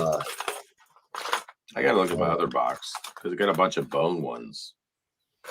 Bone home, bro. See, somebody would take that bone right there. Austin, they would take that bone bait like TK Stanley and he would paint it for you. And you would just tell him what you're looking for. You know what I mean? Yeah. Is there a rock crawler color that mirrors the color you're talking about? Yeah, the green crawfish color. Green crawfish. Okay. Yeah, so you just get some old warts and you have somebody repaint them for you, man. You get it cheap. I mean, prices have come down on these because the rock crawler. Because the price of everything's come down? Yeah, and I think because the rock crawler, people don't hunt the old warts like they used to. You know what I mean? Yeah. I'm going to send you a picture of one that's in my hand. Mm-hmm. You're going to be like, brother, that looks hot. This is one I caught. Hey, look, if you're fishing in the right place, you put that rock crawler in front, they're going to eat it. Here, look you know what I'm saying? Oh, dude, look at this picture. But if you go down a bank and a guy's throwing a rock crawler in front of you and he misses a few and you come down with a wiggle wart, you just might pick up a couple. Oh, God, is that the real crawfish? I mean, dude, that's the one I plucked off the rock. Look, and he's freaking biting your palm. Doesn't even, dude, look at, do you think my hand, it don't even phase me, brother. You didn't even feel it. Don't even phase me, brother. Yeah, that's green pumpkin as green pumpkin gets. I'm talking about that is it. That's I'm gonna show the people. I'll show the people. Because the people want to see that. That's her. Yep. See, it's got that green pumpkin back. It's got a light green on the side, and I'm telling you, it had them orange veins. Yeah. That's her. You think you could nail polish a couple for me? Man, maybe. Don't lie. Quit. What's on the belly? I wish you got a belly shot of that thing. It's a lighter green into like a faded orange. Oh, it is just a faded orange. Yeah, it's like a light, like almost. I mean, imagine you have a suntan. It's like it has a dark back where it gets sun. Its sides. Where'd Travis go? Did he just leave the stream? He went to sleep. I told him to. He was in his jamborees, dude. He's meeting up with Richard Simmons. They're knocking out a couple miles, doing some jazzercise, and he's hitting the hay. He's going to sleep. Still got. They're going. He's going to the UP to cuddle and catch trout with another man. Funny, man. Dude, those guys died. Who did? Did you not watch the video? They did. Hysterical, man. I felt bad, dude. I think this school raises up. Oh, there it is. Mike B said Phantom Green. Rojas had some mean wiggle warts. Was that a members only jacket? Probably. What's your favorite wiggle wart colors, guys? I want to know. Tom, Tom Pavlov says V38, V39, and V45. I don't know those off the top of my head. You could find them. There's Red a bunch Claw, of Blackback Shad. I only have 2 OG Wiggies. Austin, Pete Jabowski says Phantom Green is a big popular one in the Ozarks. Yeah, I mean, those Highland reservoirs, all of our crawdads are green, a little orange. Austin, do you have any luck hunting this year? I had some decent luck hunting this year. I killed a good 10-pointer in Nebraska, and I killed a small 2-year-old 7-pointer. And yeah, RIP Willem Dafoe. Hey, you sweaty. You look sweaty. He's frozen. Oh, no, he's not frozen. I'm right good, here. Man. I'm getting a snack. Workout? I'll be right back. What? We're not going to be on much longer. Well, you trying to wrap it up now? Yeah, we got to wrap it up. We got to wrap it up. I just want to say, I wanted to come back. I wasn't going to leave just like that. I wanted to say thanks for Austin for coming on the show tonight. Thank you. And great conversation. I enjoyed it tonight. I needed this tonight. Can I do some shameless plugs? Please. Okay. You mean more shameless plugs? Go for it. More shameless plugs. Guys, fishtips.com. It's a great platform to support guides. It's a great platform to gain a lot of knowledge. It is people pay for education. It's an educational platform. Support your local guides. Support the guides that you constantly try to brain rape for information. Right. That's what it is. And then no, in all seriousness, check it out. And then Dreamcatchers Fishing on YouTube, dreamcatcherguides.com. If you guys want some baits, dreamcatchersfishing.com. We've got swim baits, everything up online. Travis, as always, I appreciate it. Absolutely. I'm pretty free tomorrow, I think. If you want to give me a shout and have that talk, and then let me know on those OG Wiggies. I'm serious. Yeah. I've seen your fingernail polish collection and skills. When's your tournament? Say what? When's your tournament? I have some tournaments coming up in February. So yeah, I mean, got some time, but I'm in. I want an OG Wiggy. And just because I'm going to head out doesn't mean the show has to end. You and Eric can go to town. I'm tired. I got to get up in like a few hours. Man. Austin was not. He was ready to go when that Willem Dafoe RIP movie was playing. So here's the like here's the reality of the situation. Yeah. I don't know if allergies, COVID, or influenza had sexual relationships with my sinuses without a prophylactic, but I feel like I'm about to die. Yeah. I can't believe you posted up and stayed this long, man. You weren't sounding good, man. Yeah, I'm out. I need like what's the allergy medication? Oh, Benadryl. Yeah, I need to start smoking Benadryls in a crack pipe to make me feel better. Really? This was a good one. This was a good one, man. This was good. Travis, I really enjoyed your walk down memory lane, man. I can't tell you how much I enjoyed that. That was awesome. That was good. Thank you. That was fantastic. That was great, man. I don't know. Fantastic. I mean, I feel like we should stream every night. I think we should just make it a New Year's resolution to stream every night for 3 hours. Remember we did that how many days in a row, Travis, during the pandemic? A long time. Oh, yeah. Every night? We did it every night, bro. Oh my God. In the height of it. Like till 1, 2 o'clock. Can you just uncock the back of that? Give me a little more line. Is this fishing with John? Yes. No, this is I thought they died. Just let them drift around. I'm leaving. Know this guy. I'm leaving. I'm leaving. Come on. Much love, guys. I'm leaving. Well, if he wasn't dead before, that ought to kill him. The idea is to keep him alive. You see him now floating there? Is he floating? Yeah, look. Oh, I'm not a doctor. You know.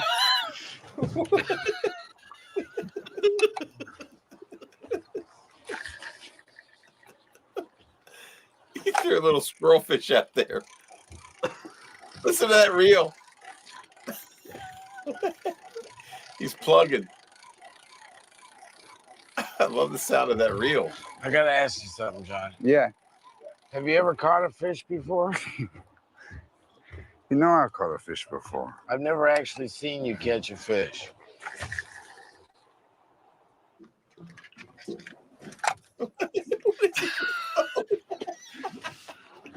What is this boat?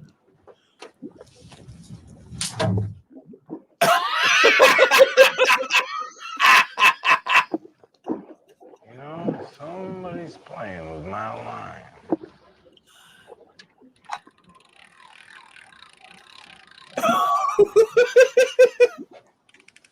I keep getting something out there. I don't know if it's right or not, but something is playing with my bait. What's up with the I'm Japanese at least characters imagining below? got I something don't going know. here, John, even if it's not true. No, you must have. That's just the bonita belly on there. Give it a What? give it a yank. See what happens. No, I need to make a hard yank.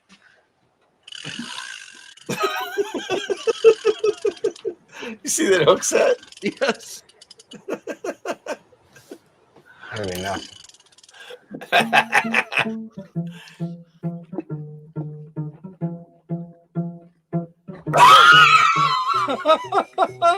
Tom has his first fish of the day.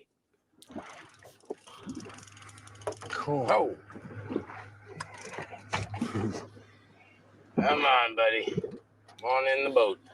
A red snapper. Very good to eat. There, where should I put him? No.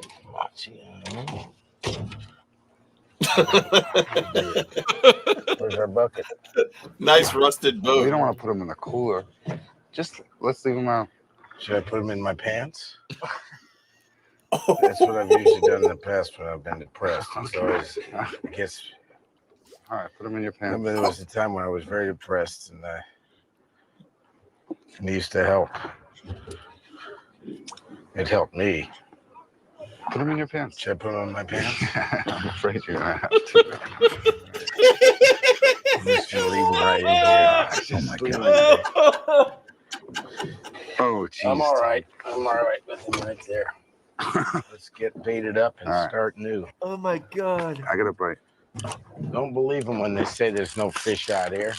They just don't want you fishing. Wait, Tom, I got a fish. What are we watching? I don't even know. It's bigger than mine, John.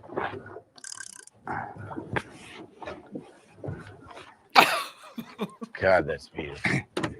It looks like the same fish, Tom. No, it can't be. The first one's in my pants.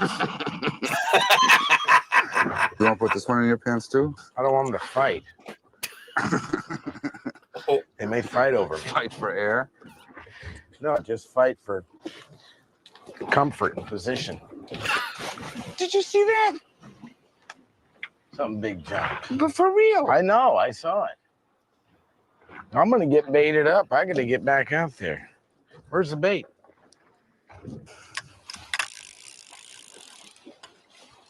Hold this for me.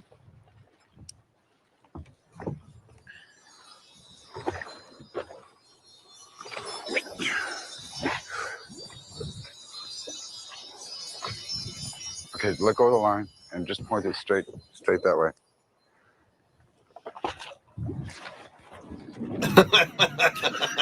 Go further than that.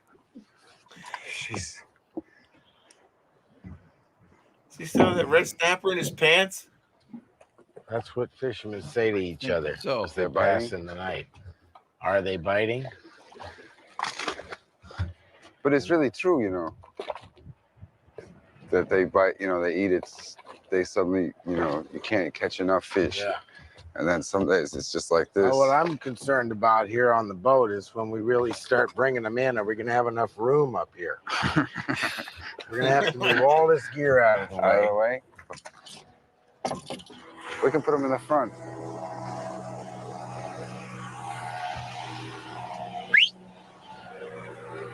Little kid. Are they biting?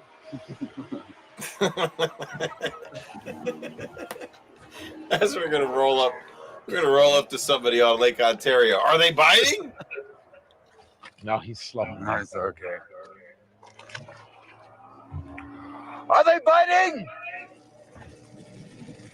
Ha ha!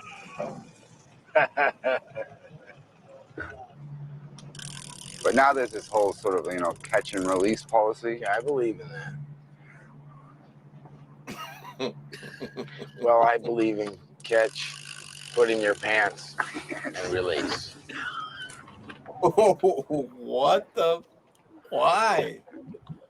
There are fish in the water, but when they're not hungry, there is no way to catch them.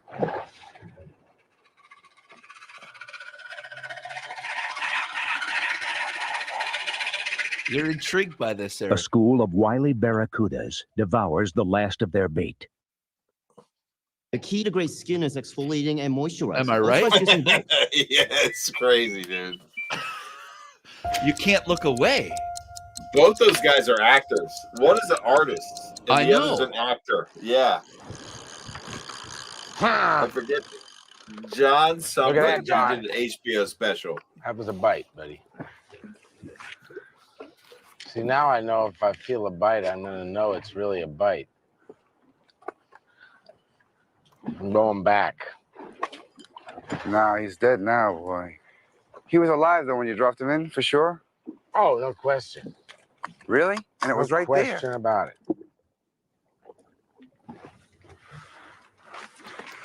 Wily Barracuda. Where'd you put that fish that you had in your pants? Oh, you put him in the bait bucket? I put him back in the tire. Should I put him back in the bait bucket? No, that's fine.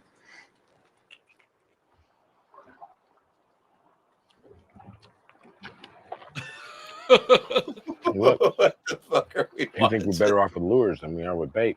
No, I think we're better off with bait.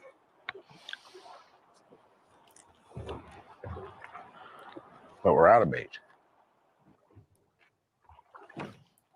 I knew I should have brought some cheese. I caught all my big fish on cheese. Is that true? People do use cheese. Yeah.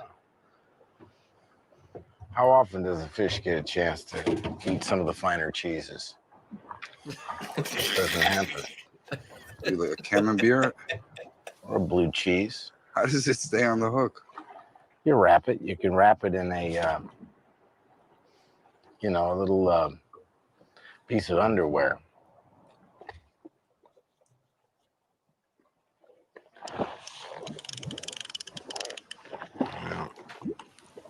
You think we're gotta think about moving? Yeah. How do you move that boat?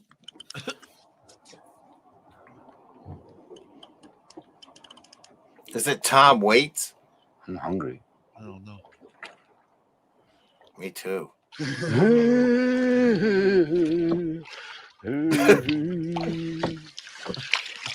Adventure, man of adventure, conquering the world, conquering the world of adventure, the world of adventure,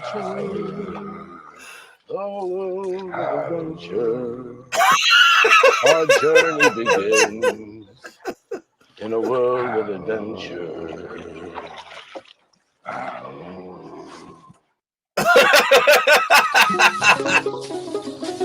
The long walk home makes Tom a little grouchy.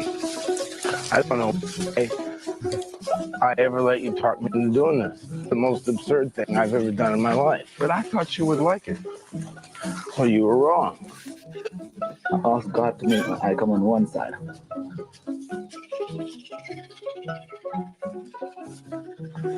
You're a mess. And you dragged me along this safari, and I don't know why. There you go, bud. It's so great. John Lurie. I knew it was John Lurie. He's an artist. And it is Tom Waits, man. Yeah. Yeah, he's an actor. Tom Waits is an actor. That's classic, bro. That's good stuff, man. This has been a very different kind of stream, bro. Good job. Yes, it is. I can't believe you're still wearing that jacket. I'm so dying to know what the value of that jacket is right now. All right, guys. Thanks for hanging out with us tonight. As Hey, always, don't forget to like and subscribe. and share. And check out the Bass Lab on your day off. Yes. And as always, till next time, see you guys on the water.